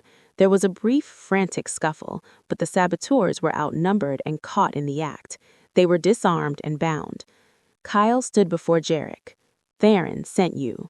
The man glared, defiant. "The king is led by a weak heart and a delta's whispers. Theron sees the true strength. He will save us from decay." "By selling our children to monsters?" Kyle's voice was dangerously soft. "Where's Theron now?" Jarek spat on the ground. "Doing what must be done. He's gone to welcome the true king." Gone. Theron had fled. The trap had sprung, but the main quarry sensed the net. We rushed to Theron's quarters.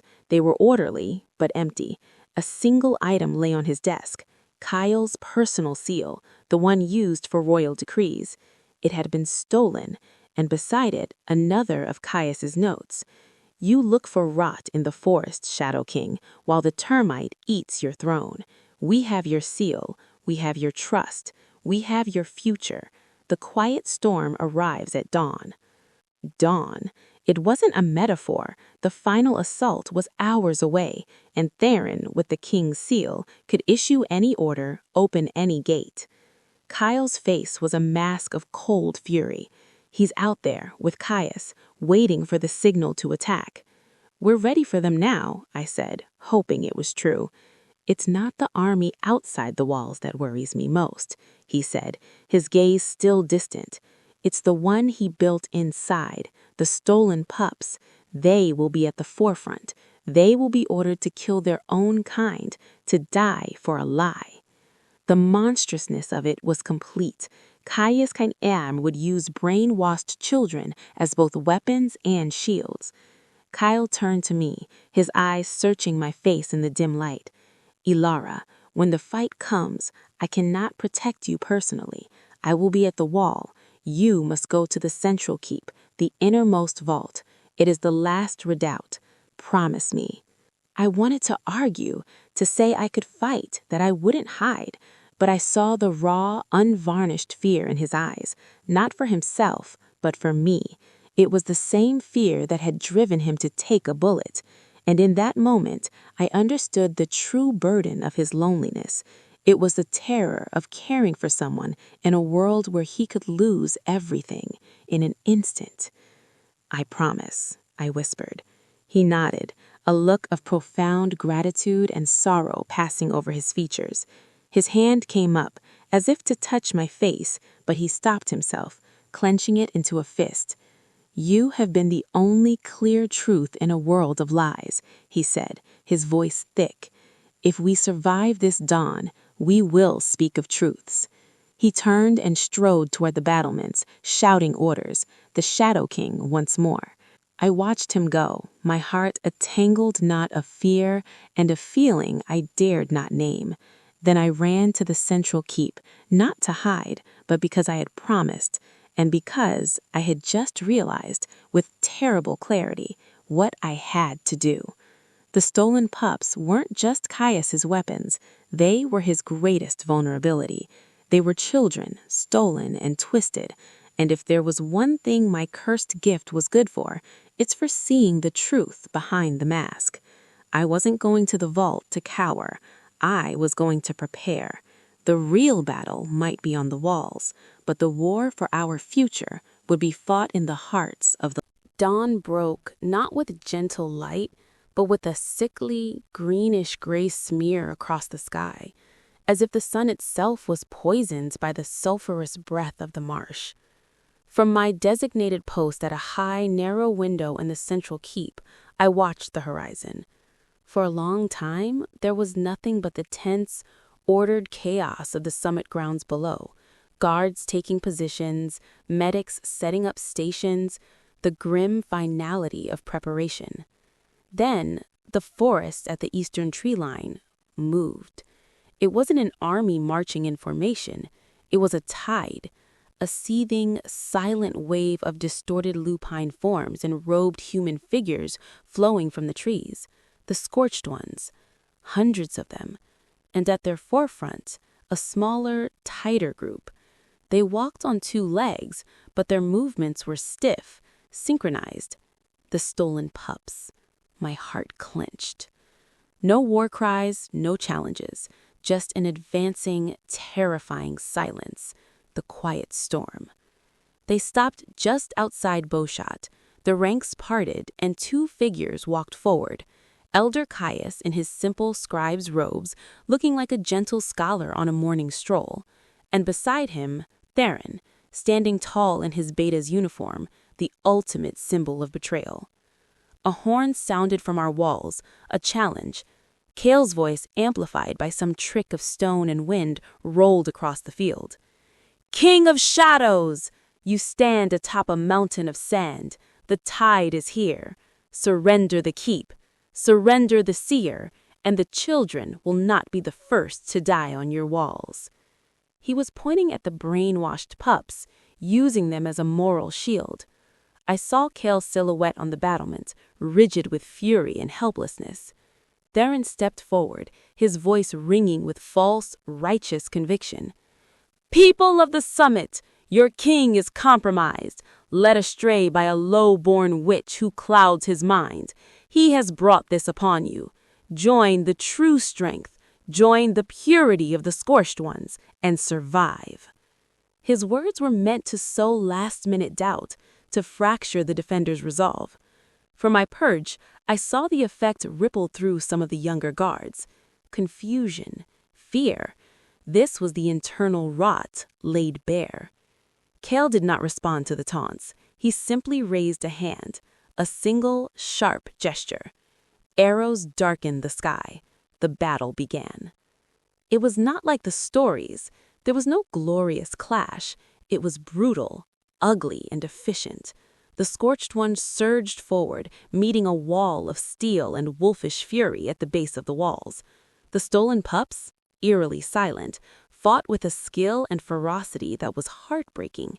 They showed no fear, no recognition of the wolves they fought, wolves who might have been their uncles, their cousins. I couldn't watch the slaughter on the walls. My task was different. I had convinced the captain of the keep's guard of my plan. It was a desperate, fragile hope based on my father's teachings in my own cursed site. They had brought the captured saboteurs, including Jarek, to the keep's lower levels. I went down there now, accompanied by two wary guards. Jarek looked up from his cell, his face bruised but defiant. "Come to gloat, witch?" "I came to ask you about the children," I said, keeping my voice calm, non-confrontational. He sneered. "The purified? They are the future, freed from your weak sentiments." "How are they controlled? They move as one. They feel no pain, no fear. What does Caius use?" Jarek's eyes flickered. "The shepherd's song. It fills their minds. It is beautiful." "A song? A chant?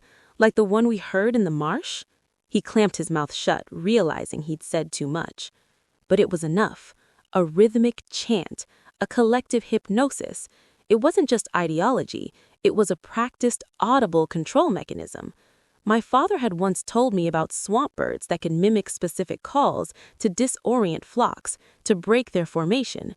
If the shepherd's song was the key to their control, perhaps a different song could break it. I rushed back to the upper levels, to the keep's old bell tower. It housed not just the alarm bell, but a set of ancient bronze harmonic plates, used centuries ago for long-distance communication. No one remembered how to use them for their original purpose. But I remembered my father's lessons on sound, on resonance, on how a specific frequency could shatter glass, or in this case, perhaps, a spell of the mind. An elderly keeper of the archives, a friend of my mother's, was sheltering in the keep. I found her. "Alara, the walls, they say the eastern gate is buckling." "I need your help," I said, dragging her toward the bell tower. "The harmonic plates. Do any records remain of their tuning, the specific notes?" Her eyes widened. "The song plates? That's ancient magic, child. The scrolls are in the lower vaults, but get them, please. It's our only chance to save the children." She hurried off, her age forgotten in the emergency. From the tower window, the battle was a nightmare panorama. The eastern gate was indeed shuddering under the impact of a massive, crude battering ram wielded by Scorched One behemoths. Kale was there, a streak of darkness holding the line, but the press of enemies was relentless. The archivist returned, her arms full of brittle scrolls. We unfurled them on the dusty floor. The script was archaic, the diagrams complex. "It's a sequence," she whispered, her finger tracing symbols. "Not a melody, a chord of 5 notes struck in a specific rhythm. It was called the cleansing chime, used to break fevers of the mind, to call lost spirits home." Lost spirits home. It was perfect, and it was our only hope. The plates were massive, each suspended by thick ropes. We couldn't play them like an instrument. We needed to hit them in the exact order, with the exact force. I looked at the 2 guards with me. "Do you understand? We have to hit these in this sequence." I showed them the scroll. "Our lives depend on it. Their lives depend on it." I pointed to the window, to the small, fierce figures fighting mindlessly below. They nodded, faces set with grim determination. We took positions. I had the 1st and 3rd plates. The archivist would call the rhythm from the scroll. "Now!" she cried. I swung the heavy mallet. A deep, resonant gong vibrated through the tower. A note so pure and powerful, it felt like it shook my bones. The 2nd guard struck. Another gong, a harmonic 5th higher. My 2nd strike. A 3rd note. We built the chord, note by note, rhythmically, the sound weaving into a strange, beautiful, and overwhelmingly sane pattern that cut through the cacophony of battle. At first, nothing changed. The battering ram crashed against the gate again. Then I saw it. One of the stolen pups on the front line, a girl no more than 13, faltered in mid-strike. She shook her head as if trying to dislodge a bee from her ear. The chord continued, ringing out over the summit. Another pup stumbled back, dropping his weapon, his hands flying to his head. Confusion spread through their ranks like a crack in ice. The rigid, synchronized fighting broke into disjointed individual movements. They were waking up. On the battlement, Kale saw it. He roared in order, his wolves disengaged from the pups, focusing solely on the true Scorched Ones.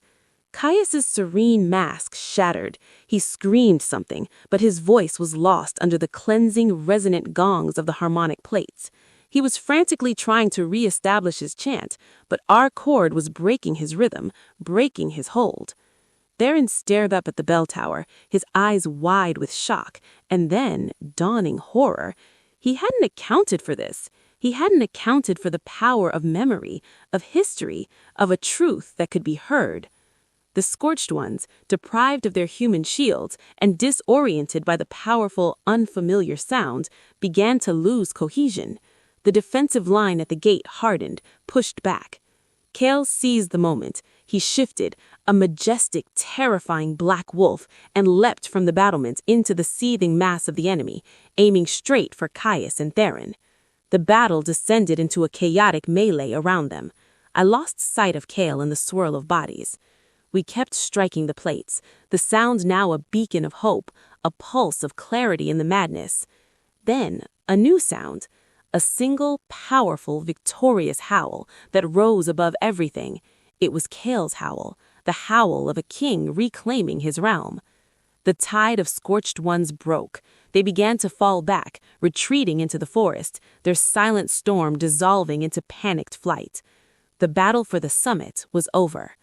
We stopped striking, the final notes fading into a sudden ringing silence, broken only by the moans of the wounded and the cries of the now lost, frightened children on the field. I slumped against the wall, exhausted, my arms aching. We had done it. But as I looked down at the bloodied field, searching for a glimpse of black fur or a king's form, a cold dread settled in my stomach. The fight was won, but where was Kale? And where were Caius and Theron? The real victory and the final reckoning were still out there, somewhere in the retreating chaos of the forest. The summit grounds and the battle's aftermath were a landscape of controlled chaos. The wounded, defender and awakened pup alike, were carried to the healing halls. The scorched ones dead were piled for burning, a grim, necessary task. The air, once thick with the marsh's stench, now carried the coppery smell of blood and the sharp tang of grief. I descended from the bell tower, my limbs trembling with spent adrenaline. The central courtyard was a triage center. Healers moved among the injured, their voices hushed and urgent. I searched every face, my heart climbing into my throat with each passing second. No Kale. Ronan found me, his armor dented and smeared with black and red. Alara, you saved us. That sound, it broke them. Where is he? I demanded, my voice cracking. Ronan's face darkened. He pursued Caius and Theron into the forest with a small team. They haven't returned. The forest, where the nightmare had begun, where the Quiet One had built his kingdom of poison. I turned to go, to follow, but Ronan caught my arm. No, he ordered you to stay. The forest is not secure. There will be stragglers, traps. I can't just wait here. The words were a plea. You must, he said, his grip firm but not unkind. Trust him. He is the Shadow King. The forest is his domain too. But the fear was a cold stone in my gut. Caius was cunning. Theron knew all of Kale's tactics. Together, they were a deadly combination. Hours bled into one another. The sun climbed, casting stark light on the devastation. Reports trickled in. The scorched ones were in full, disorganized retreat toward the marshes. The awakened pups, scared and confused, were being gently rounded up, treated with a tenderness that brought tears to my eyes. They were victims, not enemies. Still, no word from the pursuit party. As afternoon waned, a single scout stumbled from the eastern tree line. He was supported by two others, his leg badly wounded. Ronan and I reached him as the healers did. "The king," the scout gasped.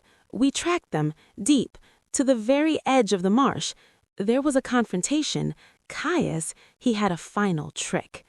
"Where is Kale?" Ronan demanded, my voice cracking. He pursued Theron into the sulfur caves. He told us to fall back, to secure the perimeter. The caves, they're a maze, poisonous air." The scout coughed, his face pale. "Theron was wounded, but so was the king. We heard fighting, then a collapse, rocks falling. We couldn't reach them." A collapse, trapped in poisonous caves. My world narrowed to a single, desperate point. "Take me there." "Alara," Ronan began. "Take me there, Ronan," I said, my voice stripped of all emotion, leaving only iron will. "My father taught me to navigate caves. I can find air currents, safe paths. I can find him." Ronan searched my face, saw the unshakable resolve, and nodded. A small team, fast. We moved within minutes. Ronan, myself, Fen, Vale, and two other seasoned trackers. We ran where we could, the forest a blur of green and shadow. The scouts' directions led us to a jagged fissure in the earth at the marsh's very edge, half hidden by sickly-looking ferns. The stench of sulfur was overpowering, a physical wall of rot. From within, deep down, came a faint, ominous rumble, another settling of rock. Ronan lit a shielded lantern. "The air's bad. We have maybe an hour before it overcomes us. Stay close. Watch your step." We descended into darkness. The caves were not natural. They showed signs of tool work, of expansion. The scorched ones had been here a long time. The walls were slimy, the ground uneven. The only sounds were our ragged breathing, the drip of acidic water, and the distant, sighing wind through unseen passages. My father's lessons became my lifeline. I pointed to a slight, cool draft trickling from a left-hand passage. Fresh air comes from there. The collapse might be blocking it further in. We followed the draft. The tunnels branched, twisted. We found signs of recent violent struggle, scorch marks from guns, smears of blood, both red and black. Then we found the first body. It was a scorched one guard, crushed under a fall of rock. Just beyond him, the tunnel opened into a larger cavern, and there, in the center, lit by a shaft of gloomy green light from a crack high above, stood Theron. He was leaning against a stalagmite, one arm hanging useless, his uniform torn and bloodied. In his other hand, he held a wicked, curved blade. Before him, on the ground, lay King Kale. My heart stopped. Kale was on his side, unmoving, a dark stain spreading across his chest from a deep gash. His eyes were closed. "Ah," Theron rasped, a bloody smile on his lips. "The seer, come to witness the end of the shadow. I told him you would. Sentiment was always his weakness." Ronan and the others fanned out, weapons drawn, but the cavern was unstable, rocks still shifting. "You betrayed your brother," I said, my voice echoing in the hollow space. I took another step, my eyes on Kale. "Please let him be breathing." "My king," Theron corrected, his voice full of bitter spite. "Seraphiel was weak, a dreamer. Kale was strong, but he clung to old codes, honor, loyalty, shackles. Caius showed me true power, power without limits. The strong should rule, not serve." "And the children?" I took another step. Kale's chest, did it rise? Just a little? "A necessary sacrifice for a pure future," Theron spat. "You wouldn't understand. You who sees but is blind to the greater truth." I was close enough now to see the faint flutter of Kale's eyelashes. He was alive, unconscious but alive. The wound was terrible, but not instantly mortal if we could get him out. Theron followed my gaze. "He lives, for now, but the cave will be his tomb, and yours." He raised his voice. "Caius, now!" We all tensed, looking around for the quiet one, but no one emerged from the shadows. Only the drip of water answered. Theron's confidence wavered. "Caius!" "He's gone, Theron." The voice was weak, but clear. Kale's eyes were open, blazing with pain and grim triumph. He shifted slightly, wincing. "I caught him in the tunnel before the collapse. The shepherd is dead. His quiet is eternal." The news struck Theron like a physical blow. His purpose, his belief, his partner, gone. The madness in his eyes curdled into pure, desperate rage. "Then I'll finish his work myself." He lunged not at Kale, but at me, the curved blade aiming for my heart. I didn't have time to move, but Kale did. With a roar of agony that shook the cavern, he threw himself between Theron's blade and me. The curved steel meant for my heart sank deep into his shoulder instead. Theron yanked the blade free, raising it for another strike. Ronan and Fen were already moving, but they were too far. Kale, bleeding from 2 grievous wounds, grabbed Theron's wrist with his good hand. His strength was ebbing, but his will was iron. "You will not touch her." With his last ounce of power, he shoved Theron backward, directly into a fragile-looking wall of cracked rock. Theron stumbled, his heel catching on a loose stone. He flailed, his eyes wide with sudden, mortal fear. The rock face behind him groaned, then gave way with a roar. A cascade of stone buried Theron, his scream cut short. Dust filled the cavern, choking and thick. When it settled, there was only a new, massive pile of rubble where the traitor Beta had stood. Silence for us coughing and Kale's ragged, wet breathing. I rushed to him, pressing my hands against the wounds in his shoulder and chest, trying to stem the flow of blood. "Hold on," I begged, tears streaking through the grime on my face. "Just hold on." His blood was warm and terrifyingly plentiful over my fingers. He looked up at me, his face pale, his eyes struggling to focus.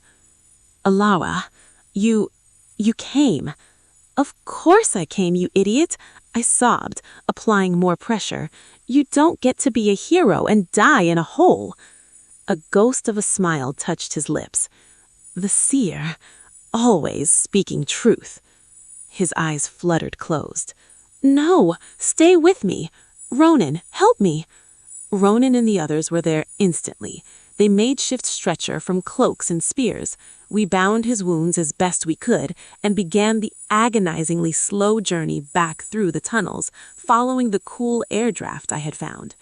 Every minute felt like an hour. The infirmary of the Grey Keep was a place of hushed voices, antiseptic smells, and the heavy, waiting silence that follows a storm. I was barred from entering the inner surgical ward. My status, even as the seer who had helped turn the tide, didn't grant me passage past the circle of grim-faced senior healers and KL's most loyal personal guard. So I waited. In a small antechamber, still wearing my blood-stained clothes, I waited. Ronan brought me water and a blanket. My mother came, her face etched with an empathy that only another who had waited for news of a loved one could possess. She didn't speak, just sat with me, her presence a quiet anchor. Hours bled together. The only updates were cryptic. The bleeding is stopped. The poison from the blade is being countered. He is fighting. Fighting. The word was a knife and a hope. He was a fighter. He had fought monsters and traitors and his own loneliness for so long. Lyra of Mistvale came, her composure flawless, but a genuine flicker of concern in her eyes. The summit owes you a great debt, Alara. Your actions at the bell tower, they were inspired. My mother's faction is silenced. For now. I just nodded, unable to muster politics. He will live, she said, with a certainty I envied. Kings like him are too stubborn to die. She placed a hand on my shoulder, a brief, surprising gesture. When he wakes, the world will be different. Be ready. She left, leaving me to ponder her words. Different how? The scorched ones were scattered, leaderless. The traitor was gone, but the scars were deep. On the land, on the people, on the stolen children, on the king himself. Near dawn, the chief healer, an ancient wolf with hands that looked too frail for the miracles they performed, emerged. His face was drawn with exhaustion. I stood, my heart in my throat. He is stable, the healer said, the words sweet as a summer rain. The wounds were severe, and the poison on the blade was virulent, but his constitution, it is formidable. He sleeps now, a healing sleep. It will be days before he wakes fully. Can I see him? The question was a whisper. The healer studied me, his old eyes missing nothing. For a moment, he is not to be disturbed, but I think your presence may be a different kind of medicine. Follow me. He led me into the sterile quiet of the inner ward. KL lay on a low bed, swathed in bandages, his skin pale against the white linen. Machines of ancient design and subtle magic hummed around him, monitoring his vital signs. He looked younger in sleep. The harsh lines of command and grief softened, but he also looked terribly vulnerable. I approached slowly, sitting on a stool beside the bed. I reached out, hesitating, then gently took his hand where it lay on the blanket. It was warm. The strong, calloused fingers were limp. You did it, I whispered. You saved them all. Now you have to save yourself. Come back.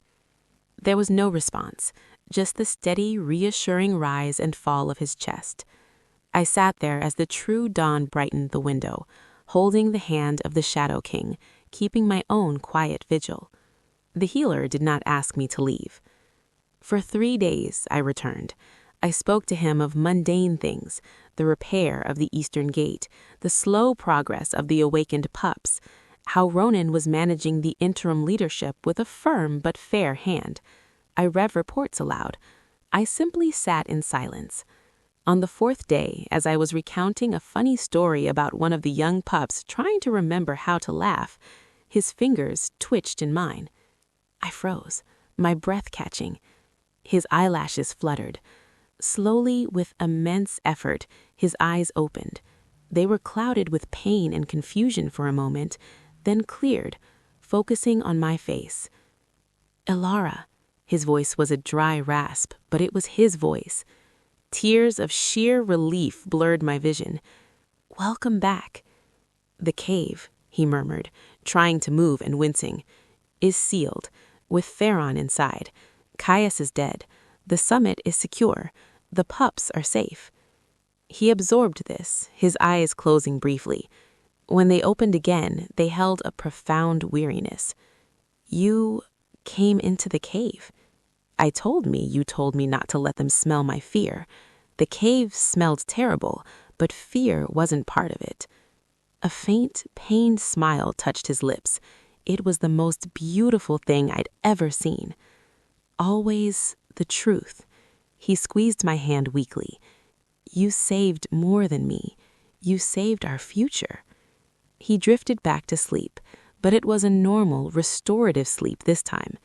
His recovery was not swift. The poison had damaged his system, and the wounds needed time to knit, but his strength returned day by day. I became a regular fixture in his recovery chamber, bringing updates, sometimes just sitting while he rested or discussed strategy with Ronan and a newly formed temporary council that now included, to my surprise, Lyra as Mistveil. The dynamic between KL and I had shifted into something quiet, profound, and unspoken. The intensity of the crisis had forged a bond that went beyond debt or gratitude. We had seen each other at our most vulnerable, our most desperate, our most true. In the calm after the storm, that truth remained, a solid foundation in the shifting sands of the political rebuilding. One evening, a week after he first woke, he was propped up in bed, reviewing a scroll. The setting sun cast a warm glow across the room. He set the scroll aside. "Elara," he said. "Sit, please." I sat in my usual chair. "The council, they're pushing for formal declarations, for a victor's tour of the territories, for a queen." My heart gave a funny little stutter. "That seems logical, to show stability." "Logic," he said, his gaze intent on me. "It has its place, but it was not logic that saved us. It was courage. It was seeing what others could not see. It was a vase and a bluff about a door hinge and a cord from an ancient bell." He paused, gathering his strength. "When I was in the dark, after Theron's blade, the thing that pulled me back was not the thought of my crown. It was a voice, telling me about gate repairs and laughing children. It was the feel of a hand holding mine." He reached out, and I took his hand again, as I had so many times. "I have spent a lifetime building walls," he quieted. "Walls of strength, of duty, of isolation. You walked through them as if they weren't there, not by force, but by simply being you, by seeing me, not the king." He took a deep breath. "I do not offer this lightly. The path will not be easy. There will be opposition, tradition, whispers. But I am asking you, Elara of Ravenswood, daughter of Alaric the Seer, to stand beside me, not as a consort born of political alliance, but as a partner forged in truth, to help me build a new kind of kingdom, where strength includes compassion, where duty includes connection, where a king does not have to be a shadow." The world stopped. It was not a flowery proposal. It was a stark, honest offering of a shared burden and a shared future. It was the most real thing anyone had ever said to me. I looked at our joined hands, at the man who had borne unimaginable weight alone, who had trusted me with his vulnerabilities, who saw value in my cursed sight. I thought of the invisible girl in the grand hall and the woman who helped ring the cleansing chime. "I don't know how to be a queen," I honestly said. "And I am only now learning how to be a man, not just a king," he replied. We will learn together, as we have learned to fight together. A smile, real and unguarded, broke across my face. It felt like the first sunrise after a long winter. Then yes, I whispered, I will stand beside you, for as long as you want me there. He brought my hand to his lips, pressing a soft, lingering kiss to my knuckles. It was a promise, not of passion, but of dedication, of a bond deeper than any political treaty. Then it is settled, he said, his own smile finally reaching his eyes, lighting them with a warmth I had only glimpsed before. The Shadow King and the Seer, together. As the sun fully set, painting the room in deep blues and purples, we sat in a comfortable, hopeful silence. The war was over, the healing had begun, and a new story, born from loneliness and forged in fire, was just writing its first tentative line. But outside the window, in the gathering dusk, a single distant howl echoed from the deep forest. It was not a scorched one's cry. It was the lonely, questioning call of a pure wolf. A reminder that while one enemy was vanquished, the wild world was vast, and other shadows, other quiet ones, might always be waiting beyond the light. Our peace was hard won, and we would guard it, together. The news of the king's recovery and his understanding with the Ravenswood Delta spread through the summit like a different kind of storm, one of shock, speculation, and for some, simmering resentment. The traditionalists, led by the still skeptical Alpha Lenora, viewed it as a destabilizing, emotional gamble. The younger factions, inspired by the victory and moved by the story of the awakened pups, saw it as a hopeful break from the old, rigid ways. I was summoned, not by Kael this time, but by the newly reformed High Council. It was my first official test. The chamber felt different. The air was less predatory, more assessing. Kael sat in his throne, still pale, but radiating a calm, recovered authority. Ronan and Lyra flanked him. Alpha Lenora presided. Ilara of Ravenswood, Lenora began, her voice cool. The king has informed us of his intentions. While your service during the crisis is noted, the role of a queen is one of lasting stability, not momentary heroism. What can you offer the United Pax that a princess from an established bloodline cannot? It was a fair, if harsh, question. I took a steadying breath. I offer a different kind of sight, Alpha Lenora. I saw the traitor in our scribe, the vulnerability in our strongest warrior, and the lost children inside the enemy's weapons. I offer a perspective from outside the gilded cages of high birth. I know what it is to be overlooked, to be the pack that struggles. A kingdom that only hears the voices at the top table is a kingdom that is already half blind. Lyra gave a slight, approving nod. Ronan watched, impassive but supportive. Sentiment is not policy, another elder grumbled. No, I agreed, but understanding is the foundation of good policy. You cannot heal wounds you refuse to see. The stolen pups are not a military problem to be solved, they're a societal wound to be healed. The packs that faltered, like Ravenswood, are not failures to be discarded, they're strengths to be reinvested in. I can help the king see those things, not because I'm special, but because I come from there. Kael spoke then, his voice quiet but final. She has already helped me see. She has already changed policy. The program to reintegrate the awakened children, the aid package for the border packs ravaged by Scorched One raids, these were her ideas. They are now our priorities. That is the stability I seek. Not the stagnant peace of walls, but the active peace of a healed and vigilant people. The debate continued, but the tide had turned. My answers were honest, unpolished, but rooted in the stark truths we had all just lived through. When the council adjourned, the confirmation was grudging but unanimous. The formal betrothal would be announced at the Victory Conclave in 1 month's time. The following weeks were a whirlwind of preparation and newfound scrutiny. I had tutors for history and protocol, but KL often dismissed them, insisting we walk the healing summit grounds instead. Our lessons were conversations about his vision for a standing alliance council, about my ideas for tracker schools open to all ranks, about the memorial to be built for the lost, including his brother, Seraphil. One afternoon, we stood at the site of the new memorial grove, near the old one that had been tainted. "Here we got through it," Kale said, his voice quiet. "You got us through it," I corrected. "You helped me have what I needed to see the path." He turned to look at me, his eyes dark, desperate. "The path leads to you." For a moment, the alpha in him was gone, replaced by the immense longing, the deep mourning of a lover marked by death. I knew he needed more than just an alliance. He needed anchor. The words escaped me, my own need too raw.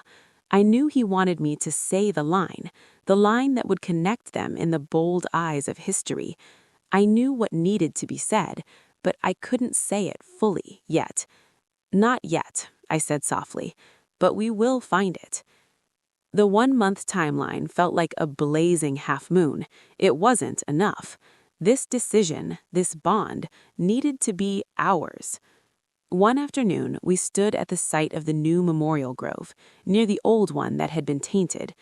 "I will have Caius and Theron's names erased from all records," Kale said, his voice hard.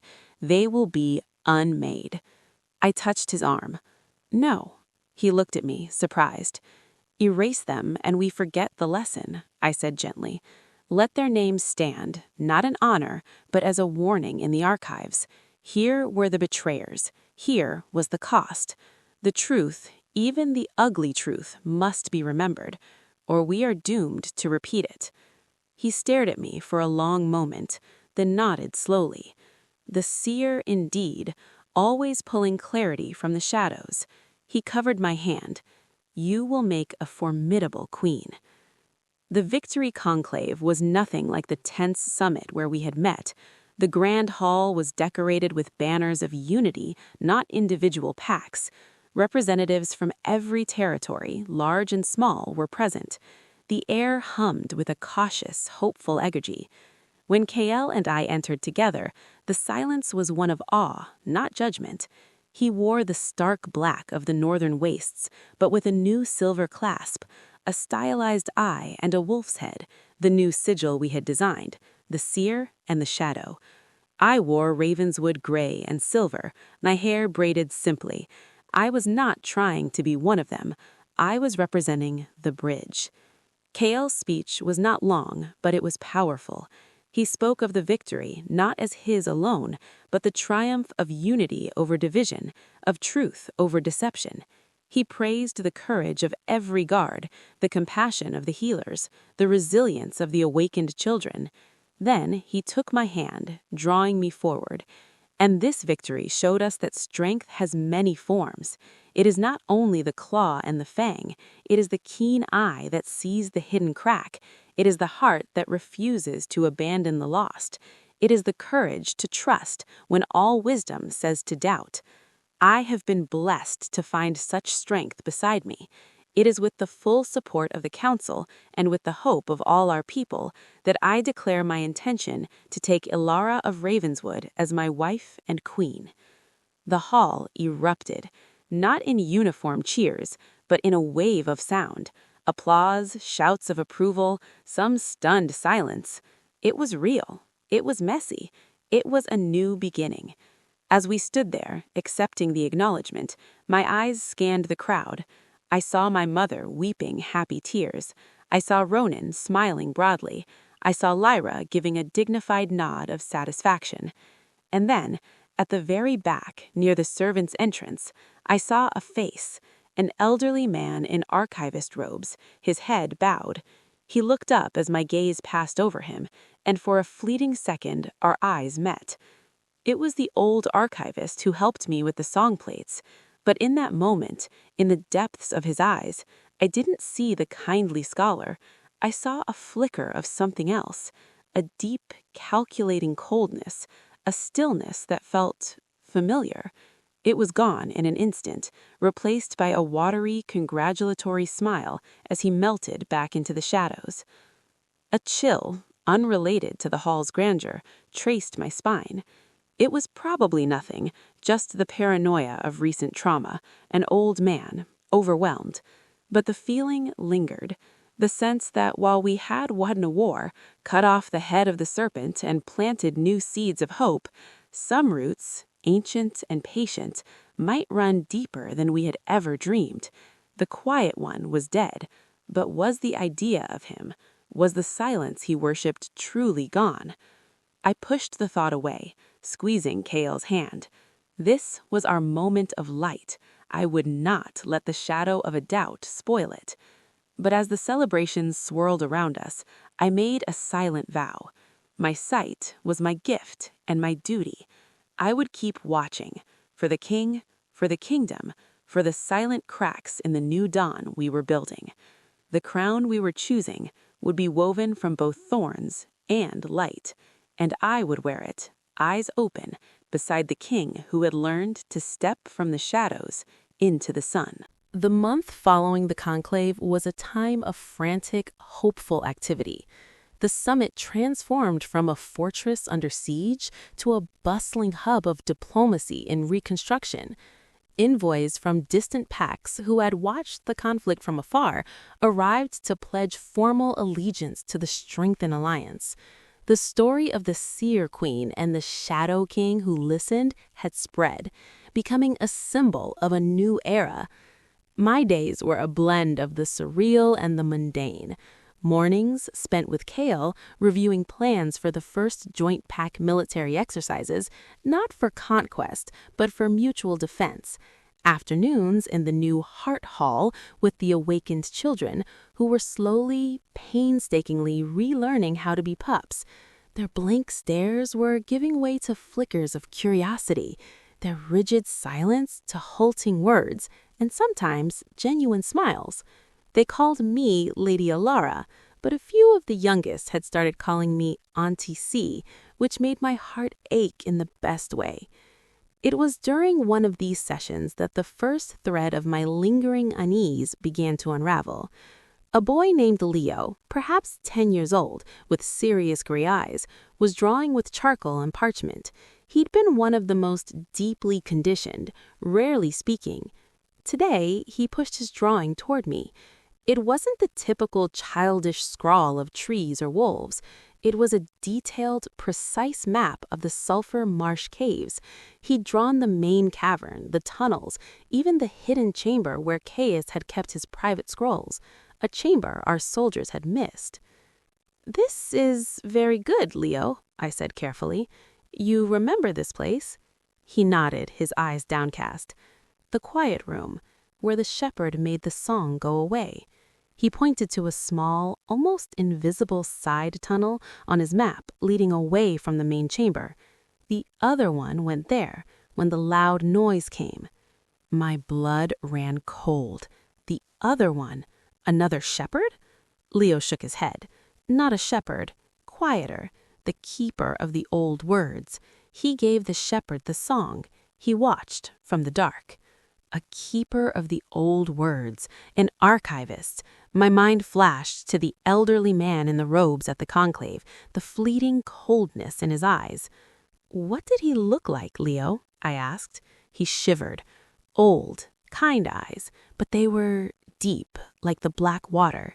He smelled of dust and old paper, and mint. Mint. The old archivist in the Summit Library always carried a pouch of mint leaves to soothe his cough. The chill from the conclave crystallized into a sharp, certain dread.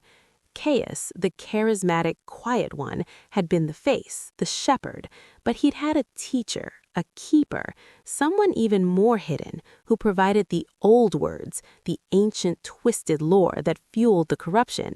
And that someone had not been in the caves during the final battle. He had been here, in the heart of the summit, all along, watching, waiting. I didn't alarm Leo. I praised his drawing, tucked it away, and went to find Kale with the calm I did not feel. I found him in the map room with Ronan and Lyra discussing trade routes. I waited until they finished, then asked to speak with him alone. I showed him Leo's drawing and relayed his words. Kale's face grew steadily grimmer. A keeper, of course, he muttered, his fist clenching on the map table. Caius was a scholar. His philosophies, his knowledge of forgotten control magics, they came from somewhere. We uprooted the tree, but left the seed bearer in our own garden. I think he's in the archives, the old man who helped me with the song plates. He knows we're looking for him now. I felt his gaze at the conclave. Kale immediately called for the captain of the guard. Secure the archive wing. No one in or out. Find Archivist Brahm. Bring him to the secure interrogation chamber. Gently, we have no proof yet. But the bird had flown. Archivist Brahm's chambers were empty, scrupulously clean. His personal effects were gone. On his neat, fresh sheet of parchment lay a single, short message. On it, written in the same elegant script as Caius's notes, was a short message. You break the circle in one place, it reforms in another. The song was not destroyed, only interrupted. The old words are patient. The true quiet is eternal. We will meet again, seer, when the shadow forgets to watch the light. He was gone, vanished into the vast network of secrets he, as chief archivist, would know better than anyone, the ultimate insider, the original rot. Kale slammed his hand on the desk in uncharacteristic fury. He was here. While we celebrated, while we healed, he was walking among us, mocking us. The victory felt suddenly hollow, thin. We had won a battle, not a war. The ideology of the Quiet One was a weed with 1,000 deep roots. For days, a pall settled over us. Security was tightened again, but it felt like closing the stable door behind. The sense of an unseen, patient enemy was paralyzing. It was Lyra who broke the gloom during a tense council meeting. We are letting him win, she stated flatly. His goal was always fear, to make us distrust, to turn inward, to live in paranoia. Look at us, we are doing his work for us. She was right. What do you propose? Ronan asked. We do the opposite, Lyra said. We shine a light so bright the shadows have nowhere to hide. We make our union, our new alliance, so strong, so hopeful that his old words sound like the ravings of a bitter, forgotten ghost. We don't hunt one old man in the dark. We build a world where his darkness has no purchase. Kale looked at me. The Seer's Council? I thought of Leo's drawing, of the scared children finding their voices, of the mint-scented betrayal. She's right. Fear is his weapon. We counter it with trust, but not blind trust, clear-eyed trust. We strengthen the packs from within. We share the old words, the true histories, good and bad, openly, so they cannot be twisted in secret. We make every wolf a keeper of the true words, an unbroken circle of light. A plan formed, not of pursuit, but of construction, the Luminous Pact, a binding agreement for all packs, open borders for trade and travel, shared historical archives, inter-pack schools for trackers, healers, and yes, historians, and a new order, the Watchers of the Word, tasked not with secrecy, but with the preservation and teaching of true history to guard against it being corrupted again. My role was central. I would help establish the Watchers, using my sights to find those with the talent for discernment, for seeing the truth in layers of story. At our formal bonding ceremony, held not in the Grand Hall, but under the open sky in the new Memorial Grove, the terms of the Luminous Pact were read aloud to all assembled. Kale and I spoke our vows, not just to each other, but to the new future we were promising to build. I see your strength, and I vow to stand beside it. I see your truth, and I vow to protect it. Together, we said, in unison, facing the crowd, we vow to watch, to remember, and to build. As the cheers rose, genuine and full-throated this time, I scanned the faces. I did not see the old archivist, but I knew he was out there, listening in some dark corner. Let him listen. Let him hear the sound of unity, of hope, of an unbroken circle choosing the light. His silence was the silence of the grave, of forgotten scrolls. Our sound was the living, breathing, messy, beautiful noise of a people moving forward, eyes open. We placed our hands on the packed stone, a new monolith etched with the sigil of the eye and the wolf. It was not the end of the story. It was the end of a chapter. The next chapter would be ours to write, a story of vigilance and hope, of a shadow king who ruled in the light, and a seer queen who ensured no one was ever invisible again. The circle was unbroken, and we were its keepers.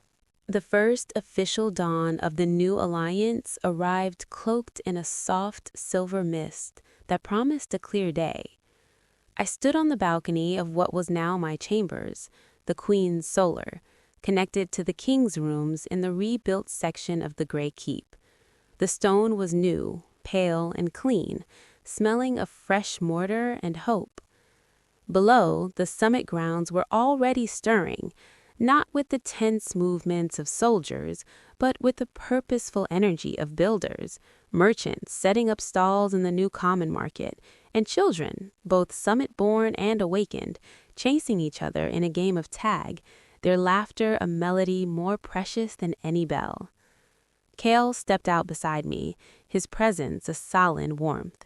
He wore simple clothes, his crown, a new, simpler band of ironwood and silver, waiting inside for the day's formalities. The deep wounds had faded to pale scars, testament to his strength and the healer's skill. The shadows under his eyes were from late-night planning sessions, not grief. "They sound happy," he remarked, listening to the children's shrieks of joy. "They are learning how," I said, leaning my shoulder lightly against his. "It's a good sound." "The best sound." He was quiet for a moment. "A year ago, this balcony looked out on a training yard. I would stand here and count weapons, assess loyalties, measure threats. Now I count laughter. It is a better calculus.